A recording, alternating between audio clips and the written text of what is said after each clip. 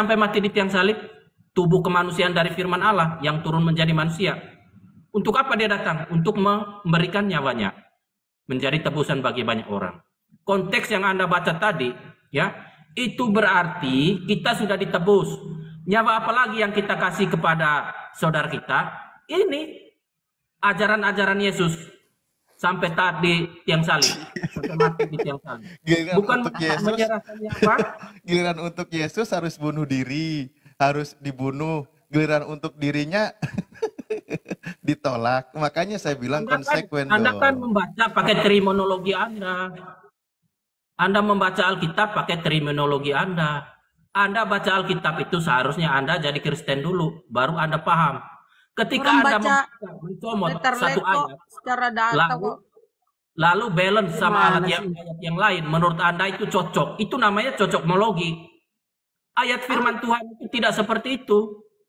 Kapan arti makna tebusan itu dapat kita serap? Kapan ketika firman Allah itu kepada saudara kita harus memberikan nyawa kita? Rela Habis ini berkorban. lanjut lah Bunda ya, habis ini lanjut ya. Nih Oh, saya kasih masih contoh iya terjemahan. Ustaz. Iya, boleh Ya, silakan ya, ini Ustaz. nih, saya kasih contoh terjemahan yang logis ya. Terjemahannya logis, Bang. Makanya memahaminya tuh gini. Nih. Ini kitab Anda sendiri, terjemahannya logis. Nih, dengan ini kita telah mengenal kasih karena Dia, Yesus, telah mempertaruhkan jiwanya demi kita. Mempertaruhkan jiwanya demi kita. Kita pun wajib mempertaruhkan jiwa kita demi saudara-saudara kita. Kalau kayak gini logis, orang nggak salah memahaminya. Kan masalahnya kan kata nyawa ini karena dimasukkan ke doktrin, maksudnya Yesus disalib gitu loh.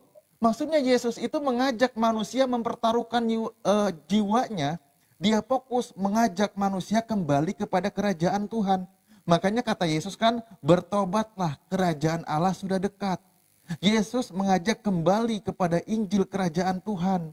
Dia pertama kali mengajak di Markus 1 nomor 14, di situ banyak dia mengajarkan itu. Ketika dia berdakwah, bagaimana totalitasnya ketika murid-murid Yesus juga bertanya kepada Yesus, harus totalitas, korbankan semua jiwamu, jiwa ragamu, tinggalkan perkara duniawi, kan gitu. Jual seluruh hartamu, begitu memahaminya. Kamu malah tetap dipaksakan kalau Yesus itu harus mati terhina di kayu salib. Padahal sebenarnya terjemahan kitab Anda sendiri menyerahkan jiwanya, mempertaruhkan jiwanya. Kita juga harus mempertaruhkan jiwa kita untuk menegakkan kalimat Tuhan. Ibarat kami umat Islam, Nabi Muhammad SAW itu berjuang menegakkan kalimat tauhid, kalimat la ilaha illallah, mempertaruhkan jiwa raganya. Maka kami umatnya juga harus mempertaruhkan jiwanya demi kebenaran gitu Bang. Kalau Anda artikan menyerahkan nyawa di salib, makanya tadi konsekuensinya Anda juga harus menyerahkan nyawanya, wajib masalahnya di sini. Serahkan nyawamu buat saudara-saudaramu. Disalib juga satu keluarga. Lanjut ya, yang lain saya memang izin tadi juga udah mau pamit. Terima kasih. Saya menanggapi deh ya. Ini orang kan tidak mengerti tentang konteks dari firman Allah ini. Yang saya baca di sini sudah jelas-jelas kok ya. Ia datang untuk menyerahkan nyawanya. Kok jiwanya lagi ya? Itu kan nyeleneh, aneh itu namanya ya. Silakan. Saya tidak mau berbanyak diskusi sama orang yang bersifat ibaratnya udah, gak usah narasi yang ini kan. Bunda Rama coba, atau Bang Bulu silakan. Saya masuk sedikit dulu Bang. Di Matius 20 begini, sudah jelas. Begini mencerdaskan. Aneh juga namamu yang mencerdaskan, padahal perasaan enggak. Nah, coba kita lihat Bang. Yohanes 11 kau baca dulu, buka Bibelmu. Yohanes 11. Persepakatan untuk membunuh Yesus. Kenapa Yesus ingin dibunuh? Bukan karena nebus dosa. Itu pengajaran si Paulus botak.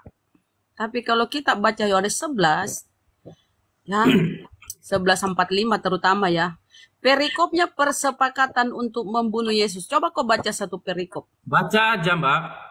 Kadang kan teman-teman katanya, oh, jangan comot-comot, baca satu, kita baca satu perikop ya. Banyak di antara orang-orang Yahudi yang datang melawat Maria. Ini peristiwa kebangkitan, dibangkitkannya Lazarus ya.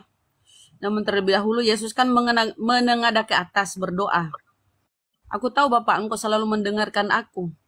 Tapi karena orang banyak di sini, maka bla bla bla gitu ya, doa Yesus ketika membangkitkan Lazarus. Kemudian saya lanjut ke 45, Yohanes 11:45. Banyak di antara orang-orang Yahudi yang datang melawat Maria dan menyaksikan sendiri apa yang telah dibuat Yesus, percaya kepadanya. Tetapi ada yang pergi kepada orang-orang Farisi, dan menceritakan kepada mereka apa yang telah dibuat Yesus. Lalu imam-imam kepala dan orang-orang Farisi memanggil mahkamah. Mereka bersidang ya, memanggil mahkamah agama untuk berkumpul, dan mereka berkata, apakah yang harus kita buat? Sebab orang itu membuat banyak mujizat. Orang itu, bukan Tuhan itu ya. Ini sejaman dengan Yesus ini. Kau kan tidak sejaman. Apakah yang harus kita buat? Sebab orang itu membuat banyak mujizat. Apabila kita biarkan dia, maka semua orang akan percaya kepadanya. Dan orang-orang Roma akan datang dan akan merampas tempat suci kita serta bangsa kita. Ini kekhawatiran pada imam-imam ya. Coba di-mute dulu kau. Mencer. Ya, terima kasih. Apabila kita biarkan dia, maka semua orang akan percaya kepadanya. Dan orang-orang Roma, kala itu kan Yahudi, Yerusalem, Yahudi sana dijajah oleh Roma. Dan orang-orang Roma akan datang dan akan merampas tempat suci kita serta bangsa kita. Tetapi seorang di antara mereka, yaitu Kayafas, ya, imam besar pada tahun itu, berkata kepada mereka, kamu tidak tahu apa-apa dan kamu tidak insaf bahwa lebih berguna bagimu jika satu orang mati. Jika satu orang mati untuk bangsa ini daripada seluruh bangsa kita ini binasa. Ini maunya si Kayafas, biarlah ini Yesus dibunuh ini. Daripada seluruh bangsa kita hancur, dihancurkan oleh Roma. Hal itu dikatakannya bukan dari dirinya sendiri, tetapi sebagai imam besar pada tahun itu, ia bernubuat bahwa Yesus akan mati untuk bangsa itu. Untuk bangsa itu, bukan untuk bangsa Indonesia, bukan untuk bangsa Amerika, Afrika, enggak ya, untuk bangsa itu. Apa itu? Bangsa Israel. Dan bukan untuk bangsa itu saja, tetapi juga untuk mengumpulkan dan mempersatukan anak-anak Allah yang bercerai-berai. Maksudnya orang-orang Israel yang ke segala negara kan, bercerai-berai. Mulai dari hari itu mereka sepakat untuk membunuh dia, membunuh Yesus. Nah ini kenapa Yesus ingin dibunuh. Karena Yesus banyak bermujizat. Mereka takut kalau orang Roma akan menghancurkan bangsanya. Mulai dari hari itu mereka sepakat untuk membunuh dia, membunuh Yesus. Karena itu Yesus tidak tampil lagi di muka umum di antara orang-orang Yahudi. Ia berangkat dari situ ke daerah dekat padang gurun, ke sebuah kota yang bernama Efraim. Dan di situ ia tinggal bersama-sama muridnya. Pada waktu hari raya Paskah, orang Yahudi sudah dekat dan banyak orang dari negeri itu berangkat ke Yerusalem untuk menyucikan diri sebelum Paskah. Mereka mencari Yesus. Dan sambil berdiri dalam bait Allah, mereka berkata seorang kepada yang lain, bagaimana pendapatmu? Akan datang juga kayak ke pesta? Sementara itu imam-imam kepala dan orang-orang Farisi telah memberikan perintah supaya setiap orang yang tahu di mana dia berada, Yesus, supaya memberitahukannya agar mereka dapat menangkap dia, menangkap Yesus. Jadi bukan karena mau menebus dosa waris Adam. Makanya dari tadi kau bicara cuma tebusan-tebusan, tapi tidak ada kau ceritakan dosa waris Adam. Nggak ada. Tebusan dia menjadi tebusan bagi rakyatnya, bagi orang-orang Yahudi. Lebih baik satu orang mati untuk bangsa kita daripada bangsa kita diambil oleh Roma. Kalau itu dia dijajah kan. Nah, itu ceritanya. Mulai hari itu mereka sepakat untuk membunuh Yesus. Jadi bukan karena nggak ada saya sebut-sebut dosa waris kan? Nggak ada. Makanya kalau kita tanya, mana Yesus mengajarkan tentang dosa waris? Yang mengajarkan itu dosa waris itu si Paulus. Coba, masuk kita ke surat-surat Paulus ya. Apa kata Paulus di sini? Roma 5:12. Sebab itu sama seperti dosa telah masuk ke dalam dunia oleh satu orang. Ini maksudnya Adam ya. Dan oleh dosa itu juga maut. Demikianlah maut itu telah menjalar pada semua orang. Dan semua orang telah berbuat dosa. Ini tuduhan semena-mena si Paulus. Roma 5:12 kau baca. Nah coba kita baca lagi. Ibrani 9:12. Sedikit lagi ya. Dan ia telah masuk satu kali untuk selama-lamanya ke dalam tempat yang kudus. Bukan dengan membawa darah domba jantan dan darah anak lembu. Tetapi dengan membawa darahnya sendiri. dan dengan itu ia telah mendapat kelepasan yang kekal. Sebab jika darah domba jantan dan darah lembu jantan dan percikan abu lembu muda menguduskan mereka yang najis sehingga mereka disucikan secara lahiriah, betapa lebihnya darah Kristus. Bayangkan pengajaran Paulus. Betapa lebihnya darah Kristus yang oleh roh yang kekal telah mempersembahkan dirinya sendiri kepada Allah sebagai persembahan yang tak bercacat yang akan menyucikan hati nurani. Hati nurani kita dari perbuatan-perbuatan sia-sia supaya kita dapat beribadah kepada Allah yang hidup. Ini pengajaran-pengajaran Paulus di Ibrani dan di Roma. Makanya kalau kita bertanya, mana Yesus mengajarkan penebusan dosa waris Adam? Kalian menganga, mencret tidak keruan. Karena itu bukan pengajaran Yesus. Silakan kau tanggapi. Ini telah baca firman Allah ya. Tabir kebenaran sudah terbuka kan? Anda membaca dengan sendirinya Anda juga tahu. Paulus itu hanya seorang rasul, penyampai firman Allah ya. Yesus itu nama kemanusiaan dari firman Allah. Yang disampaikan kepada Paulus itu juga firman Allah ya, bukan perkataan Paulus. Kamu mengatakan di mana Paulus dapat firman Allah? Dari mana? Melainkan Mana dari buktinya? dustaku. Nggak usah dulu lah ya. Aku berkata bukan dari firman Tuhan, melainkan dari dustaku. Itu Anda salah. Ya. Ketika konteks ayat tersebut, itu firman Allah itu ditolak oleh bangsa-bangsa, oleh orang-orang. Tanggapi dulu tadi tuh Yohanes 11. Saya baca satu perikop itu. Sebab musabab ingin dibunuhnya Yesus bukan karena dosa waris. Mana di situ dosa waris? Mana di situ saya sebut dosa waris tadi? Satu perikop itu. Dosa waris. Ya, tadi Anda sudah membaca firman Allah yang di mana tadi itu di Roma itu ya. Anda sudah membacanya. Di situ firman kan sudah Allah kampret, bukan firman Allah itu si Paulus Bota itu firman Allah. Roma itu surat Paulus. Masya Allah Bunda, semangat sekali. Ini kita sapa dulu Uni Rifa. Assalamualaikum Uni Rifa. Bikin emosi kau itu firman Allah Waalaikumsalam warahmatullahi wabarakatuh.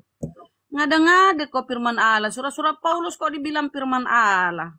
Kau itu menyesatkan bukan mencerdaskan. Dasar nggak ada malu kau. Apa Mbak? Roma itu, jangan kau nipu-nipu di sini. Itu Roma. Roma itu surat-surat Paulus. Gaplek kau.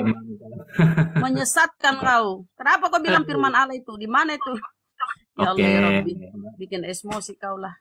Saya begini ya, saya tidak terpancing ya. Saya tidak mau seperti mulut-mulut. Silakan kau terpancing, silakan. Silakan kau jelaskan itu. Kenapa kau bilang surat Roma itu firman Allah? Kata Paulus ya, Paulus Bota di Efesus. Aku berkata, apa yang aku katakan? Aku berkata bukan menurut firman Tuhan. Itu kata si Paulus Bota.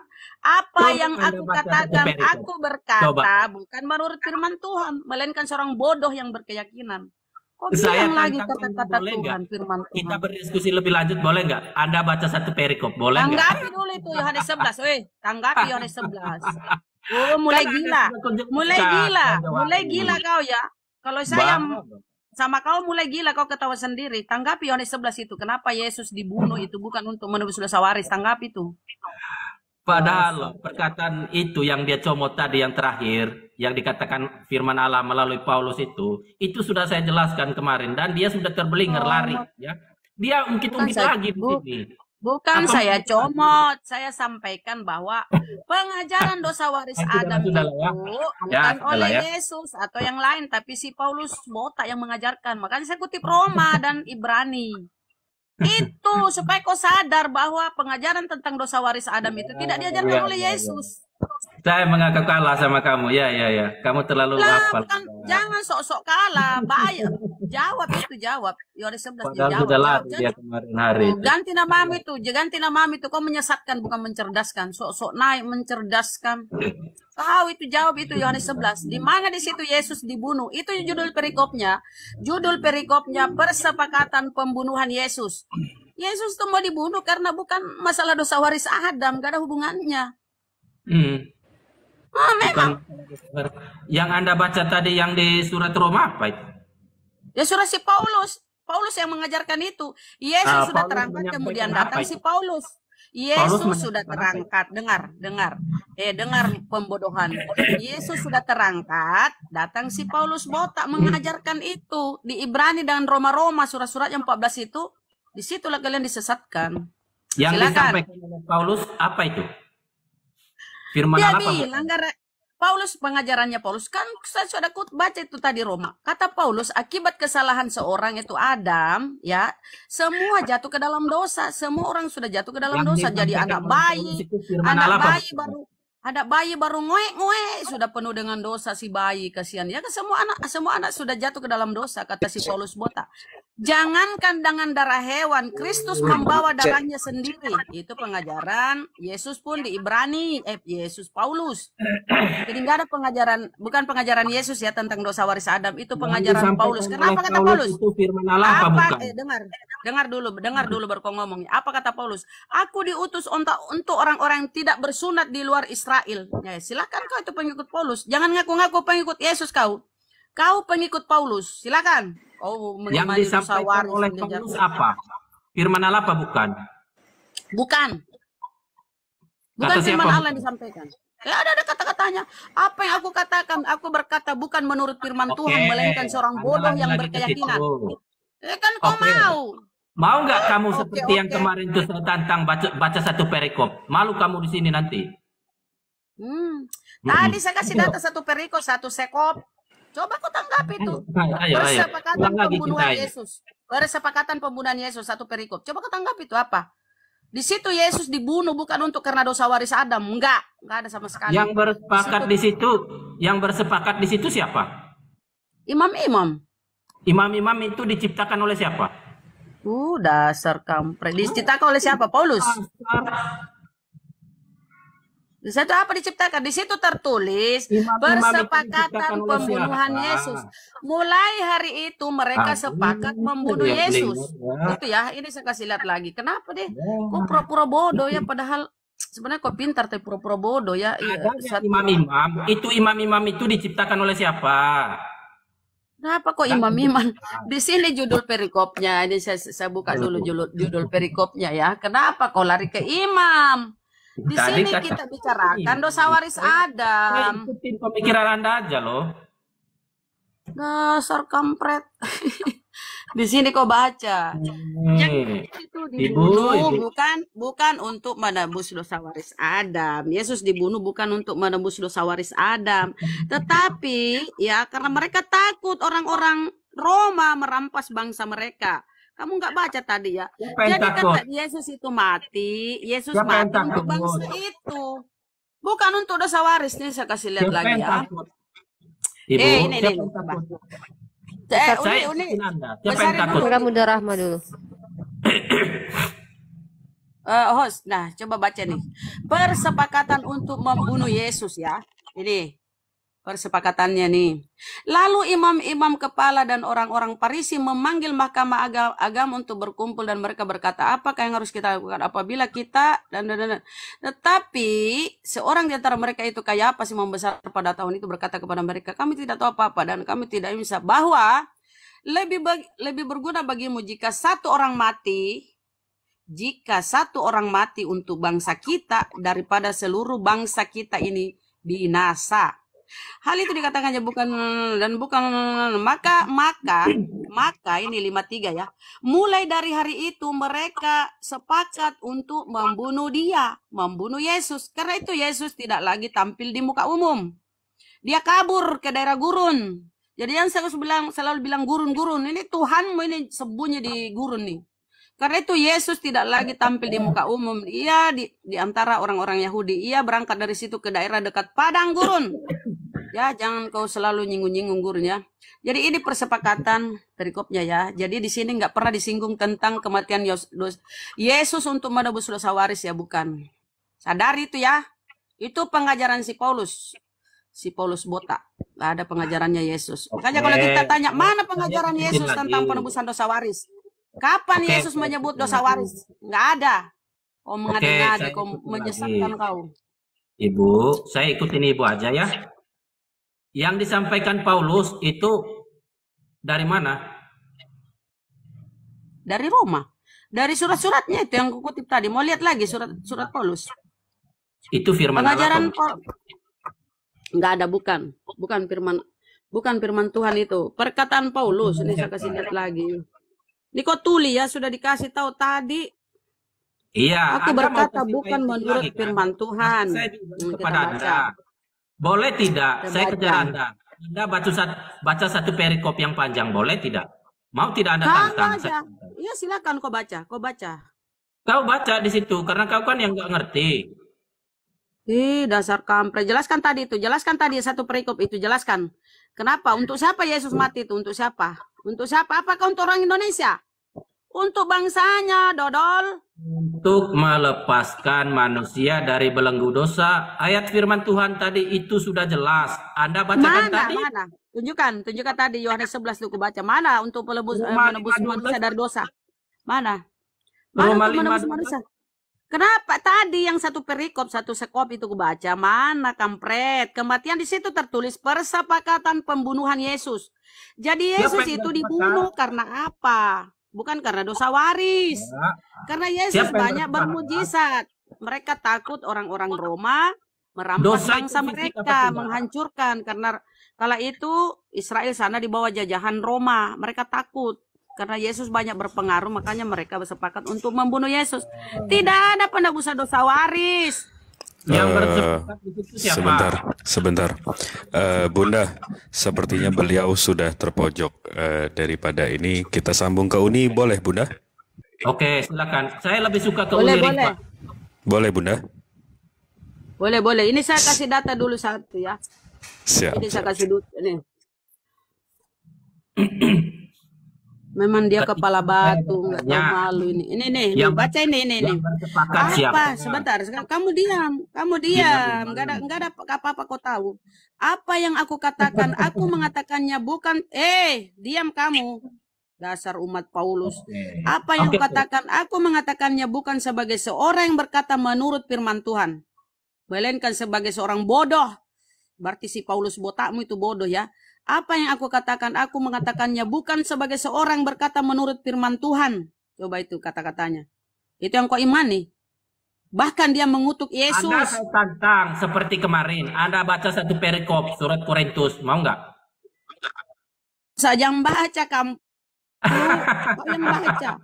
Oh, kasihan sekali. Tadi dia bilang itu firman Tuhan. Ketika firman Allah itu ditolak. Tadi dia bilang itu Roma firman Tuhan. Ini pernyataan Paulus. Aku berkata bukan menurut firman Tuhan. Dasar. Silakan Uni. Silakan Uni. Itu firman Allah. Ada malunya nih orang. Dari kasih data masih diingkari datanya. Dasar kampret. Udahlah, Mbak kemarin kan udah malu gara-gara ayat sebelum itu. dilanjut ke Uni dan Baca semua. satu perikop Anak kemarin, izin geser dulu ya. Kan? Iya, saya juga mestinya ke sana. Assalamualaikum, Alif. Iya. Assalamualaikum semuanya. Aki Jatim, ya. Mohon izin. Siap, Ustaz. Saya nanti nyusul ya, Ustaz. Assalamualaikum warahmatullahi wabarakatuh. Waalaikumsalam warahmatullahi wabarakatuh. Bareng Bang Jibril. Iya, saya sama Ustadz Alif mesti ke sana. Makanya bentar. Atau nanti Duinatur bisa kok. Ya. Iya, makasih Ustadz Alif. Waalaikumsalam warahmatullahi wabarakatuh. Kalau hostnya ke sana rungkat dong. Saya ikut nanti Ustadz Alif ya. Ustadz Alif saya ikut. Bisa Duinatur. Masya Allah. Assalamualaikum semuanya, Bu Rahma. Waalaikumsalam warahmatullahi wabarakatuh. Christian, Bang Jibril semua. Salam, Pak mencerdaskan. Pernah diskusi sama aku nggak? Pernah ya? Tidak tahu ya. Kayaknya pikir belum aja ya. Sendiri. Kayaknya belum ya. Ya pikir aja sendiri. Iya, mungkin. Ya, oke. Temanya masih lanjut aja yang dari Bunda Rahma gimana? Silakan. Mau bahas apa saja tentang kekristenan, saya siap. Puji saya Tuhan, sebenarnya nggak tertarik juga sih, cuman saya lebih ingin tuh kalau memang kalian teman-teman Kristen bertanya tentang Islam, saya lebih tertarik ditanya sebenarnya. Cuman karena sudah ada topik pembahasan, ya udah lanjut aja gitu. Saya lebih menekankan tentang gimana sih caranya kita bisa tahu para penyampai firman ini benar-benar orang yang dari Tuhan atau jangan-jangan mereka itu adalah penyesat gitu. Saya pengen tahu parameternya dulu deh. Menurutnya apa Bang mencerdaskan itu, kalian umat Kristen itu menerima informasi dari Lukas, Matius, Markus itu dasarnya apa sih? Itu mungkin. Ya, yang dilihat adalah firman Allah yang tertera di dalam kitab suci. Isinya yang kita lihat ya, isinya. Penulisnya jelas manusia. Apapun kitab suci di alam dunia ini tulisnya manusia. Walaupun hanya mengklaim, oh manusia suci yang tulis, ataupun manusia bekas perampok yang nulis, tidak menjadi masalah bagi saya. Yang saya lihat adalah isinya. Bukan labelnya, bukan klaimnya, hasil ngeklaimnya yang dilihat. Isinya yang saya lihat. Walaupun Rasul Paulus, awal namanya itu Saulus, dia seorang penjahat, akan tetapi dia bertobat di hadapan Tuhan, ya saya terima. Paulus atau Saulus kan dia kan manusia biasa, ya. Sama juga seperti saya, ketika saya tidak menerima firman Allah, saya sebagai manusia biasa. Namun ketika saya mempercayainya, setelah saya membacanya dan mempercayainya, itu saya sudah mengaku bahwasannya di dunia ini ada Tuhan. Dari mana kita tahu bahwasannya Allah atau Tuhan itu ada? Dari firman-Nya. Takaran apa? Pandangan apa yang disampaikan Allah itu kepada kita? Apa yang kita menjadi tolak ukur bahwasannya itu dari firman Allah? Isinya, tidak lain tidak bukan adalah isinya. Ketika itu masuk logika, masuk akal sehat, ya diterima. Ketika yang tidak masuk di akal, ya nggak usah diterima. Dan kita bisa adu. Kedua ajaran itu kita bisa adu. Kedua kitab suci kita bisa adu. Silakan.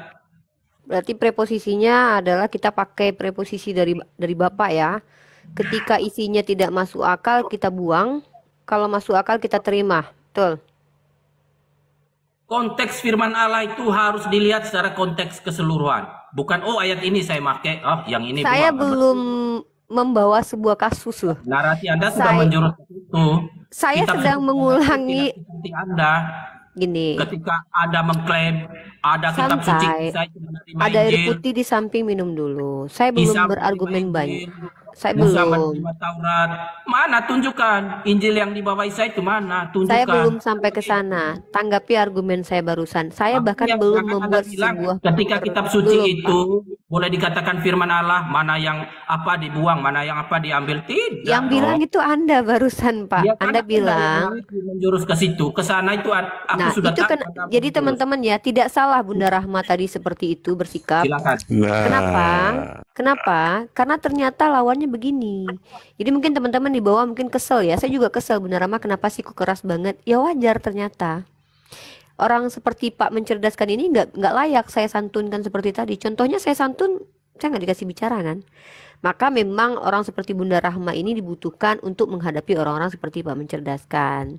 Nah, padahal saya ingin mengajak, ayo kalau mau diskusi teratur, membawa data, kita letakkan preposisi, dari situ kita beranjak untuk membuat argumen. Ada premis mayor, ada premis minor, nanti akan ada konklusi. Ya, diskusi kita secara akademis saja, bahwa data boleh kalian berasumsi. Asumsi itu bukan sesuatu yang haram, tapi minimal asumsinya bahwa ada penyokong asumsi itu biar bisa dibenarkan. Saya mengulangi kata Anda, saya belum membuat pernyataan, saya belum menyerang keyakinan Anda, saya baru meletakkan duduk saya mau mengokohkan tempat duduk dulu. Apa kata saya tadi? Anda mengatakan parameter kitab suci, parameter seseorang itu bisa dikatakan benar apa yang disampaikannya, lihat isinya kan begitu. Saya masih ingat, saya ulangi.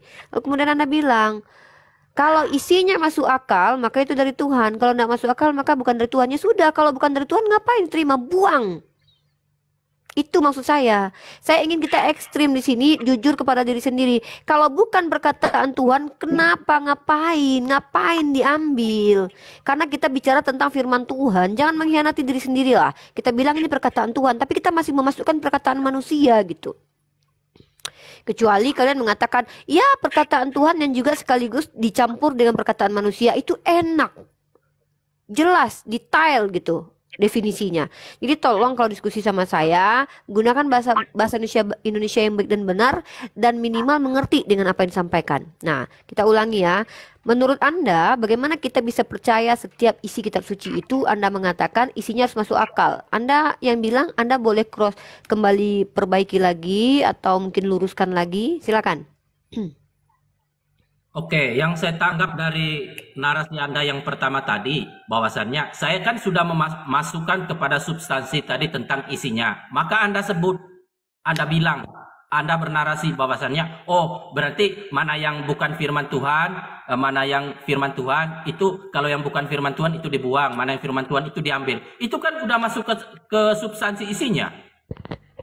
Kecuali tadi Anda bilang, kecuali Anda sebut, kitab suci, contoh Al-Quran, tidak masuk di akal saya, contoh. Ataupun tidak relevan menurut saya. Ya dibuang, yang diambil Alkitab. Begitu saya mau. Ketika saya masuk kepada substansi isinya, lalu Anda bernarasi, oh berarti mana yang... Tunggu, Pak, Anda ngerti nggak substansi? Tunggu dulu. Coba, saya ingin tahu definisi Anda tentang substansi itu apa sih? Saya khawatirnya pandangan saya tentang substansi. Dari pokok dan pembahasan saya yang tadi. Nah, pembahasan isinya. kita apa? Kita bahas apa? Pembahasannya itu isinya. Isi apa? Isi Kita kitab belum suci. membahas isi apapun loh Pak. Kita belum membahas ayat, kita belum membahas asal muasal ayat. Kita masih meletakkan definisi parameter bahwa ini benar-benar kitab suci atau bukan. Masih jauh. Kita ini masih jauh banget Pak. Mungkin kita masih sepakat. Oke. Oke, Anda bukan, sorry, itu bukan kesepakatan. Saya sedang mengulangi parameter Anda. Itu parameter dari Anda loh. Jangan sepakat-sepakat aja, Pak. Masuk kepada pokok substansi bahwasanya lihat isinya. Ketika saya mengatakan lihat isinya, berarti kan Anda sebut. Saya khawatir Anda ini nggak ngerti dengan apa yang Anda omongan gitu loh. Di dalam isinya itu kan ada ayat, ada bab, ada ayat, dan ada macam-macam di sana. Itu kan sudah masuk kita ke dalam isinya. Lalu Anda bilang, Anda bernarasi, berarti mana yang firman Allah itu diambil, mana yang bukan firman Allah itu dibuang. Sorry, ini berdasarkan saya tanya sama Anda, parameter sebuah kitab suci itu dikatakan kitab suci apa, dia benar atau tidaknya. Kata Anda, kalau masuk akal saya terima, kalau nggak masuk akal saya ya bukan firman Tuhan. Ya udah ngapain dipakai, dibuang aja. Masuk akal ketika itu parameter dari Anda, Pak, mencerdaskan. Ya, parameter kan dari Anda, saya mau saya konfirmasi parameter dari Anda bahwa Anda memiliki parameter bahwa kalau dia masuk akal itu firman Tuhan, kalau tidak masuk akal bukan firman Tuhan. Anda benar tidak yang saya tangkap dari yang Anda sampaikan tadi? Kalau tidak benar ya luruskan. Ngerti nggak? Bahasa Indonesia saya ngerti nggak? Penyampaian yang pertama. Akan tetapi saya tadi kan sudah berlanjut. Saya lagi bahas parameter kitab suci. Menurut Anda, kitab suci itu seperti apa? Anda bilang lihat dari isinya. Oke, saya terima. Isinya masuk akal, terima. Itu firman Tuhan. Kalau tidak masuk akal, berarti itu bukan firman Tuhan. Begitu bukan? Maka saya mengajak Anda, kalau begitu siap tidak Anda? Ketika kita menemukan ada ayat yang tidak masuk akal, buang itu sebagai firman Tuhan. Saya sedang menguji parameter Anda, bukan parameter saya by the way. Itu kan Anda jujur, berarti kan Anda sudah sedang Anda sudah memasuki substansi dari isinya kan? Ayat-ayat. Saya masih meletakkan preposisi, kita masih duduk di masing-masing preposisi. Anda punya preposisi mengatakan yang namanya kitab suci, lihat dari isinya. Ya bagaimana isinya? Masuk akal atau tidak? Kalau masuk akal itu firman Tuhan. Kalau tidak masuk akal bukan firman Tuhan. Saya menantang Anda, jujur kepada diri sendiri. Beranikah Anda ketika menemukan ayat yang tidak masuk akal, Anda buang itu dari perkataan firman Tuhan? Berani nggak gitu? Oke, berarti kan Anda sudah masuk kepada ayat-ayat begitu yang di dalam Alkitab atau di dalam Al-Quran. Nah, ini teman-teman yang 877 orang. Kenapa Ibu Rahma seperti itu? Alasannya ternyata ada. Secara keseluruhan, bukan sepotong-sepotong. Kita belum bahas ayat loh. Kan begitu. Itu tadi kitab suci yang kita bahas. Belum kita masuk kepada. Kita lagi bahas kitab suci. Kita lagi bahas parameter kitab suci. Yang dilihat adalah isinya. Itu karena sudah setuju preposisi tadi mengatakan bahwasanya kitab suci itu harus asli firman Allah. Yang bilang setuju siapa, Pak? Saya lagi mengkonfirmasi, Pak. Belum masuk ranah persetujuan. Pak, konfirmasi aja kepada kalian tuh susahnya minta ampun loh. Mengkonfirmasi perkataan kalian saja butuh waktu 15 menit. Bayangkan. Anda tadi mengatakan ketika saya bernarasi begini. Kita lihat isinya. Berarti kan Anda sudah masuk ke situ kan? Terus Anda bertanya, sebentar, biar clear ini, biar clear. Terus Anda bertanya, Oke, berarti dapat kita simpulkan, berarti mana ayat yang bukan firman Allah, mana yang perkataan manusia, atau mana yang bukan perkataan Allah, itu dibuang. Setuju tidak? Nanti saya mengatakan demikian ketika Anda mencomot ayat. Ini kan belum Lah, lagi. berarti Anda belum siap berperang, Pak. Anda belum siap diskusi berarti. Anda ada kekhawatiran dari Anda bahwa Anda akan ketampar dengan parameter Anda sendiri gitu loh. Berarti Anda sedang mengingkari. Jadi gini, Anda sudah memberikan parameter, tapi Anda tahu di kitab Anda nggak seperti itu parameternya. Ini barat kata kayak gini ya. Saya yakin kok rumah saya itu lantainya 2, tapi Anda tahu sebenarnya lantai Anda tuh, rumah Anda tuh cuman nggak ada lantainya bahkan. Jadi gini Pak, Anda sedang memberikan parameter yang ketinggian dari kitab suci Anda. Anda sadar bahwa kitab suci Anda nggak nyampe di situ. Secara logika, ketika Anda mengatakan kitab suci itu diterima, harus isinya masuk akal. Secara teologi saja Anda sudah menggoyak-ngoyak definisi teologi, definisi kristologi, karena kristologi dan teologi itu nggak masuk akal. Ya, itu kenapa ada istilah Ibrani pasal 11 ayat 1 tentang ayat imani. Segala sesuatu yang belum dilihat tapi dipercaya. Sebentar dulu dong. Makanya saya ini kenapa saya itu sekarang ini nggak nambah bacaan saya dulu. Saya masih stuck di tempat bacaan saya. Karena saya lihat teman-teman Kristen itu kesulitan memahami bahasa Indonesia. Nah kayaknya saya harus jadi ini nanti mau ngambil jurusan sastra bahasa Indonesia deh, buat bantu kalian, ngajarin kalian ya. Jadi yang saya lihat, yang saya tangkap, kesulitan kalian itu adalah memahami perkataan kalian sendiri gitu. Sulit banget kalian ngerti dengan apa yang kalian omongkan. Kita bicara tentang bagaimana parameter kitab suci. Anda sampaikan parameter itu. Saya konfirmasi balik. Beranikah Anda ketika parameter itu nanti kita buktikan klaim itu, berani nggak Anda menerima tantangan saya? Buang yang bukan firman Tuhan, yang ayat-ayat yang tak masuk akal. Anda bicara babi, bu, bebo. Saya cuma minta jawaban, berani atau enggak gitu aja. Berani nggak? Itu aja. Oke. Berarti Anda tidak setuju persetujuan yang pertama yang mengatakan bahwasannya saya punya kitab suci yaitu Alkitab. Saya sudah mempercayainya 100% firman Allah. Kan begitu sudah sepakat kita. Anda memiliki Al-Quran, sudah sepakat. Lalu apa Anda mengatakan bahwasannya isinya tentu di dalam itu ada isinya bukan firman Allah dan yang firman Allah ada, yang bukan firman Allah ada. Itu kan kata Anda. Apa? Udah makan belum? Makan dulu Gih.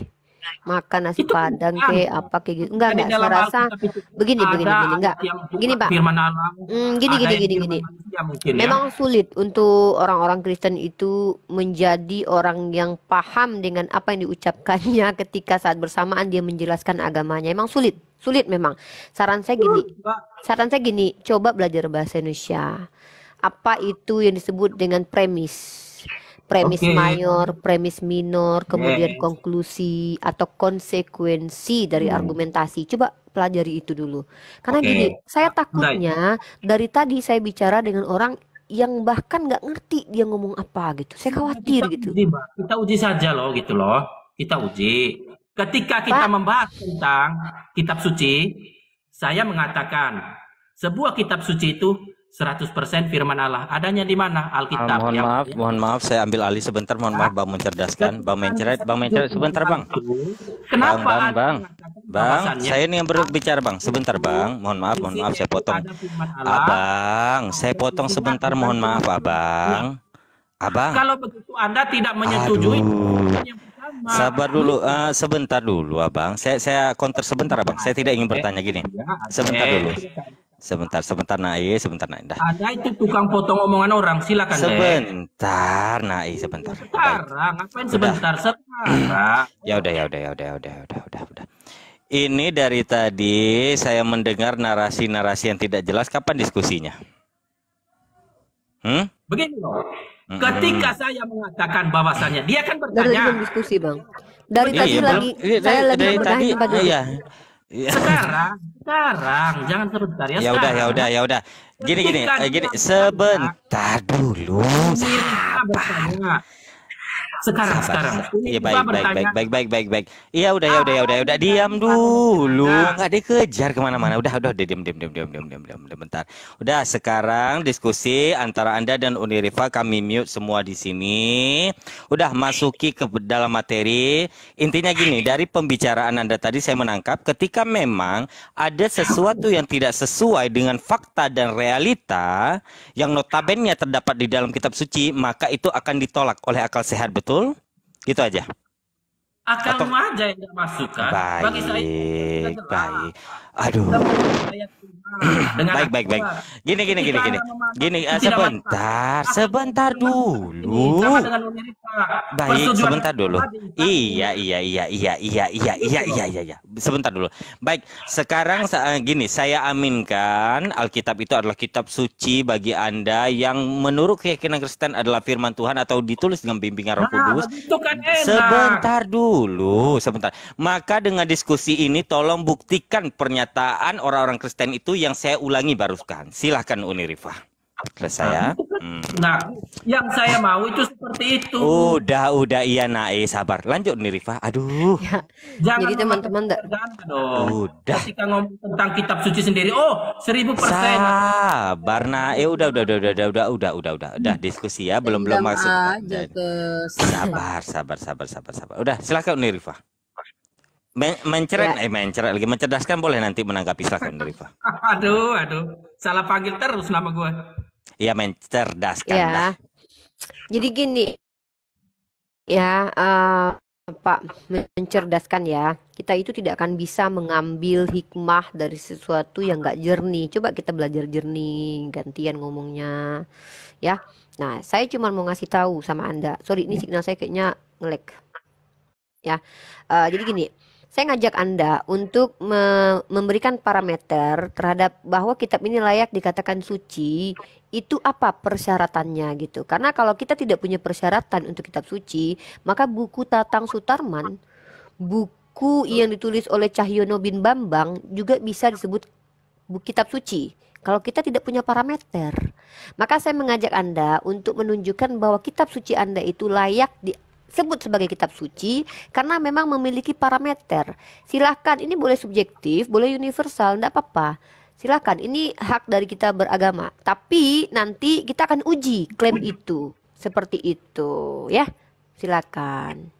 Ketika Anda menganalogikan dengan buku Tatang Sutarman atau buku siapa saja, mau anggap itu adalah firman Allah, silakan kau anggap, silakan kau imani, kan begitu. Yang terpenting kau bisa menjelaskannya, mempertanggungjawabkannya kepada orang, kan begitu. Alkitab yang saya imani tentu karena sudah masuk di dalam akal sehat. Ketika saya mengatakan bahwasanya ya di luar Bani Israel ya tidak ada nabi, kan begitu. Buat apa dipercaya? Sudah jelas Bani Israel adalah Bani pilihan Allah, melalui Bani Israel firman Allah itu berkenan.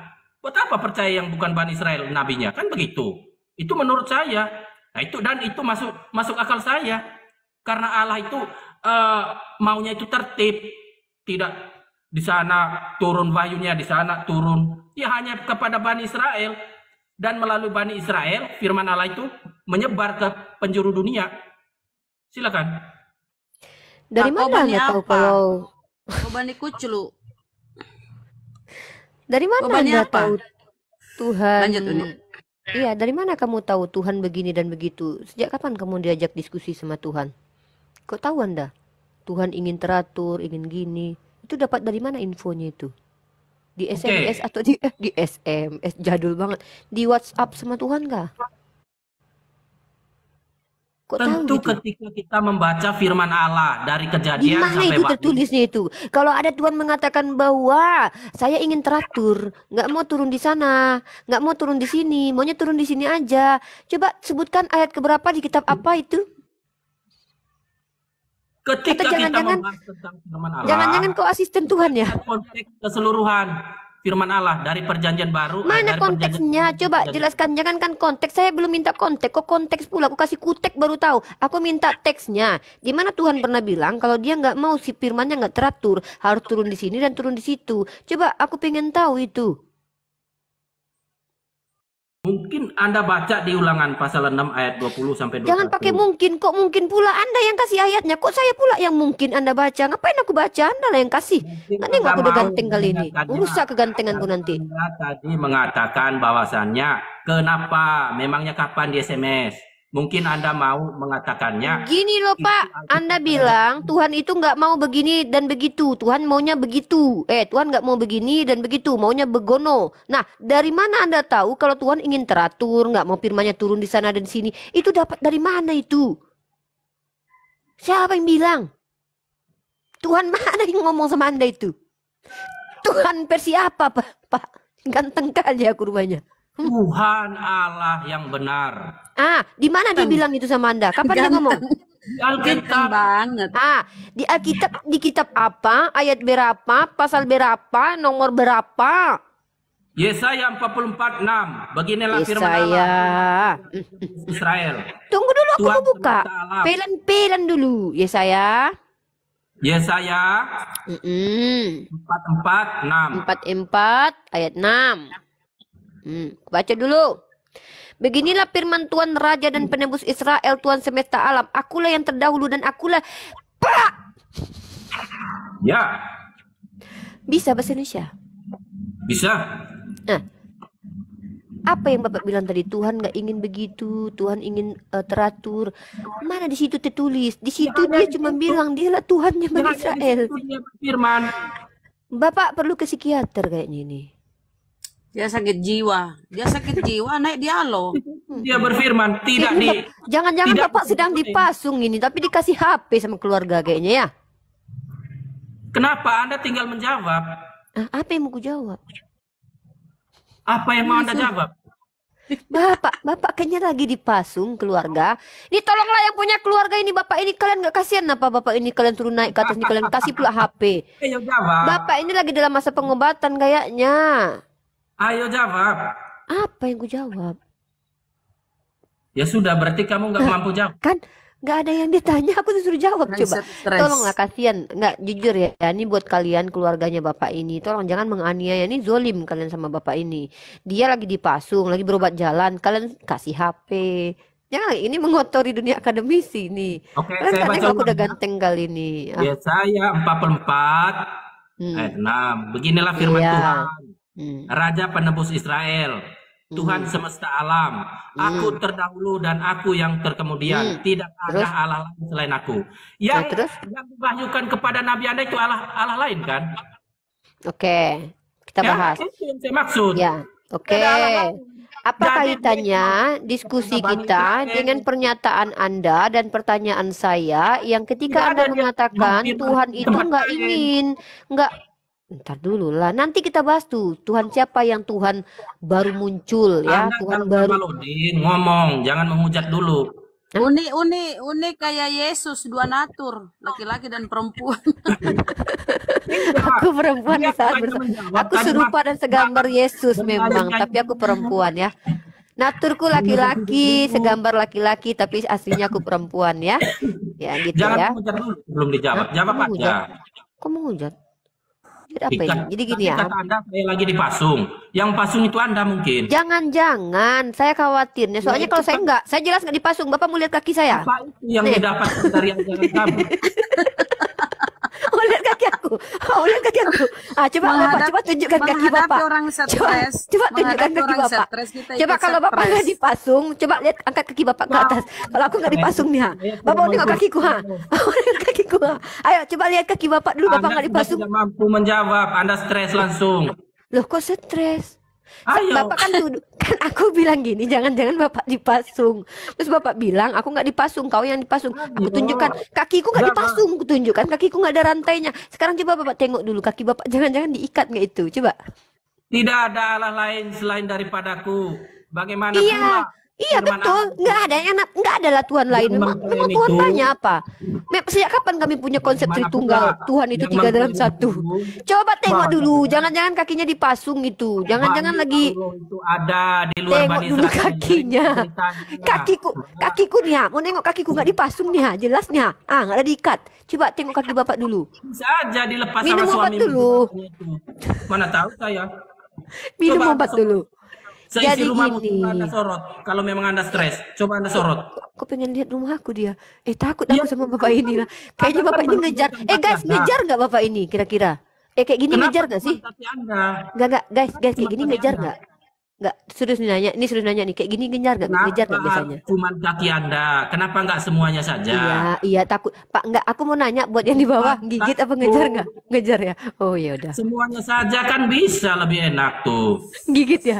Oke, ini aja kau Silakan jawab Bunda ini kau Rama. jawab Maksudnya nih, Uni izin Uni Bukannya sedikit Uni. menjawab Dia malah sudah yang lain. stres. Bang mencret, bukan mencret, mencerdaskan ini. Ini baca ini ya. Allah telah membangkitkan juru selamat bagi orang Israel. Host, tolong dibesari dulu biar nggak terlalu pede dia. Sekalipun diludai sama Yahudi masih ngemis-ngemis ke Yahudi nih.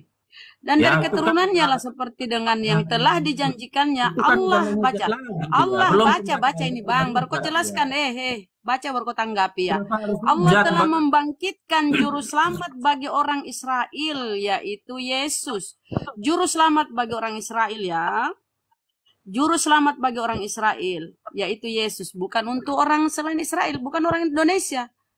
Jadi Yesus itu juru selamat bagi orang Israel. Anda siapa? Anda siapa? Anda orang Indonesia. Apa pertanyaannya, Mbak? Jangan stres Anda sendiri. orang Israel. Ini coba jelaskan kenapa ini Allah Yesus hanya diperuntukkan juru selamat bagi orang Israel. Anda orang mana? Tadi kan saya sudah mengatakan, tidak ada Allah lain selain daripadaku. Yang berfirman kepada siapa? Kepada Bani Israel. Bani Israel itu siapa? Bani pilihan Allah. Berarti Melalui bukan Bani Anda. Israel, firman Allah Berarti itu bukan berkenan. untuk Anda. Tidak terserah. Bukan Firman Anda, Allah bukan itu Anda kan? turun atas Bukan Bani Anda kan? Nah. Israel. Kenapa kok Nabi-nabinya kenapa kau itu Tuhankan Yesus? Kenapa kau Tuhankan Yesus? Padahal Yesus juru selamat bagi orang Israel, Yesus. Anda sampai siapa? ke penjuru dunia. Jawab dulu itu nggak ada di sini bagi orang Israel.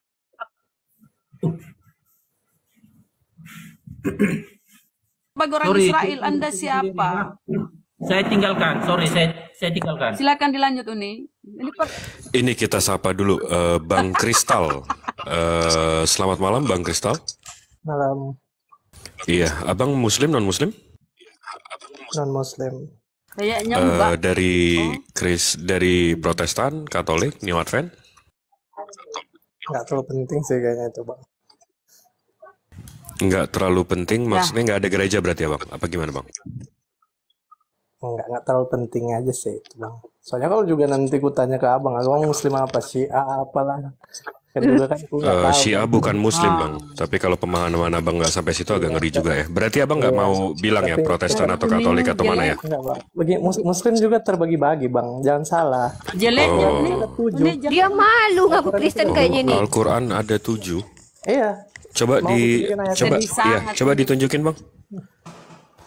Mau tunjukin ayatnya dalam Al-Quran. Iya, Pernah coba dengar ditunjukin nggak bang. Quran Wars pernah. Iya, kita ada itu. Tapi coba tolong tunjukin bang. Al-Quran ada 7. Tahu nggak kalau misalnya Jangan tunggu-tunggu, tunjukin aja bang. Kan udah ada fitnah tuh. Al-Quran ada 7. banyak Coba cerita silakan tunjukkan kau bang. naik-naik. ya, Banyak cerita tapi kau intinya naik. begitu. Tunjukkan tuh Vietnam itu. Iya mana? Coba Enggak fitnah silakan. bang. Enggak. Bisa Iya. dicek sendiri di Google. Iya silakan tunjukkan bang. Ada di Google. Aduh. Eh, Dia yang bawa. Silakan tunjukkan bang. itu gampang itu kalau mau bawa itu gampang bang. Nah, tunjukin. tapi gini bang, kita Iya main, tunjukin aja bang. kita main di begini. Bang Noten. Kristal Itu minta gampang, tunjukin, Bang. Itu ada tunjukin aja bang, tunjukin. Itu ada di Google bang, tinggal lihat. Iya di Tinggal mana? lihat. Di mana? Coba tunjukin bang.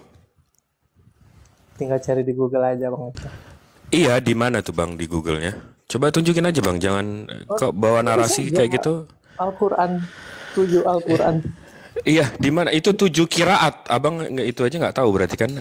Di mana 7 Al-Quran berbeda bang? Coba silakan tunjukkan bang. Ada di Google bang, boleh cari. Itu nggak terlalu penting bang. Oh berarti fitnah ya? Berarti ngomong nggak ada dalilnya ya? Sudah terserah abang kan. Oh iya udah kalau terserah saya, abang sih mestinya di bawah aja ya. Berarti nggak ada pendidikannya sama sekali. Kita bisa sambung ke Bang Mencerdaskan? Silakan Uni. Uni, kenapa Uni? Gara-gara mencerdaskan Uni jadi Silakan begini loh. Uni. Wih, Iya, kenapa jadi kau mencerdaskan kasih begini unikin? iya, jadi kadang Gara-gara saya tuh bingung mencerdaskan. gitu. Apa jangan-jangan aku yang kepasung gitu ya. Kadang ada kita perlu juga hiburan kayak gini Bunda ya.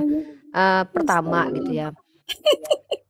Saya bingung, saya lebih baik nggak punya Roh Kudus ketimbang punya Roh Kudus tapi jadinya kayak gitu gitu loh. Mending nggak usah punya Roh Kudus saya gitu. Ya Allah. Ya, jadi kita butuh orang-orang yang bisa ngomong di sini, bukan hanya sekedar berbunyi Bisa ya. gitu.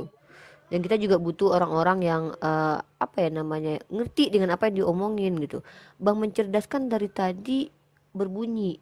Saya jadi ingat waktu saya pergi ke kebun binatang sama anak saya itu ada suara-suara itu ramai Wow. sekali. Hmm. Ngak ngik gitu, tapi nggak ngerti Suara itu monyet. apa. Iya, suara monyet. Onta. Oh, Bukan suara onta gitu. Ya tolonglah minimal itu ngomong tuh jelas gitu. Yang dibahas apa gitu. Jadi gitu diskusi. Kalau nggak nanti saya kayak gini jadinya gitu ya. Ya silahkanlah Bang mencerdaskan mungkin mau dapat urapan Roh Kudus dari Bang Bulu mungkin. Silakan. Saya lagi pakai bulu antikristus nih. Kayaknya kalau ini saya nggak tertarik sama sekali nih. Si Gak ada mencer ini ilmunya, Bang. pergerakan tuh. Gak ada ilmunya. Bulu mata anti badai, bulu mata anti ketek itu ya, bulu Ini ketek bulu ya. mata Itu bulu mata, antikristus. bulu mata apa bulu ketek Bulu tuh nih? mata antikristus. Baik, siap. Silahkan Uni, kayaknya saya kurang Ya, tertarik jadi dengan mencer. kita kasih kajian aja lah ya. Sinkretisme. Nah, itu kata yang harus saya sampaikan ke teman-teman ya. Penggabungan. Sinkretisme, penggabungan atau pembauran agama, dan ini memang tidak bisa dipungkiri dan kita nggak usah lihat jauh-jauh deh di yang baru saja kemarin saya kasih asimilasi paksa atau upaya untuk menanamkan budaya kepada orang lain yang berbeda dengan cara paksa itu dijalankan oleh otoritas gereja di Kanada, bahkan sampai-sampai Paus Vatikan pun meminta maaf. Orang-orang di Kanada, gereja otoritas gereja pada waktu itu mengambil orang-orang pribumi kemudian meletakkan di asrama yang dipaksa untuk mengikuti ajaran yang mereka anut. Nah, hal ini tentu tidak mustahil terjadi ribuan abad lalu ketika tentu lebih harusnya kita bicara tentang peradaban lebih barbar orang terdahulu di mana kalau kita lihat ada inkuisisi. Nah, bagaimana dengan kejadian di zaman Yesus? Di zaman Yesus itu sebenarnya orang-orang Yahudi bahkan sebelum Yesus hadir Bunda Ramanois, sebelum Yesus hadir di dalam kitab Makabe kita dapat info bahwa orang Romawi itu suka mengasimilasi, memaksakan sudut pandangnya. Contoh, orang Yahudi dipaksakan untuk memakan apa yang haram, tidak boleh menjalankan Torah, bahkan ketika bertemu dengan kitab Torah itu disobek, dibakar. Dan orang Yahudi itu dipaksa untuk menjalankan tradisi mereka, tidak boleh menjalankan iman orang Yahudi sendiri. Nah, hal itu tidak mustahil juga tetap berlanjut di masa Helenisasi.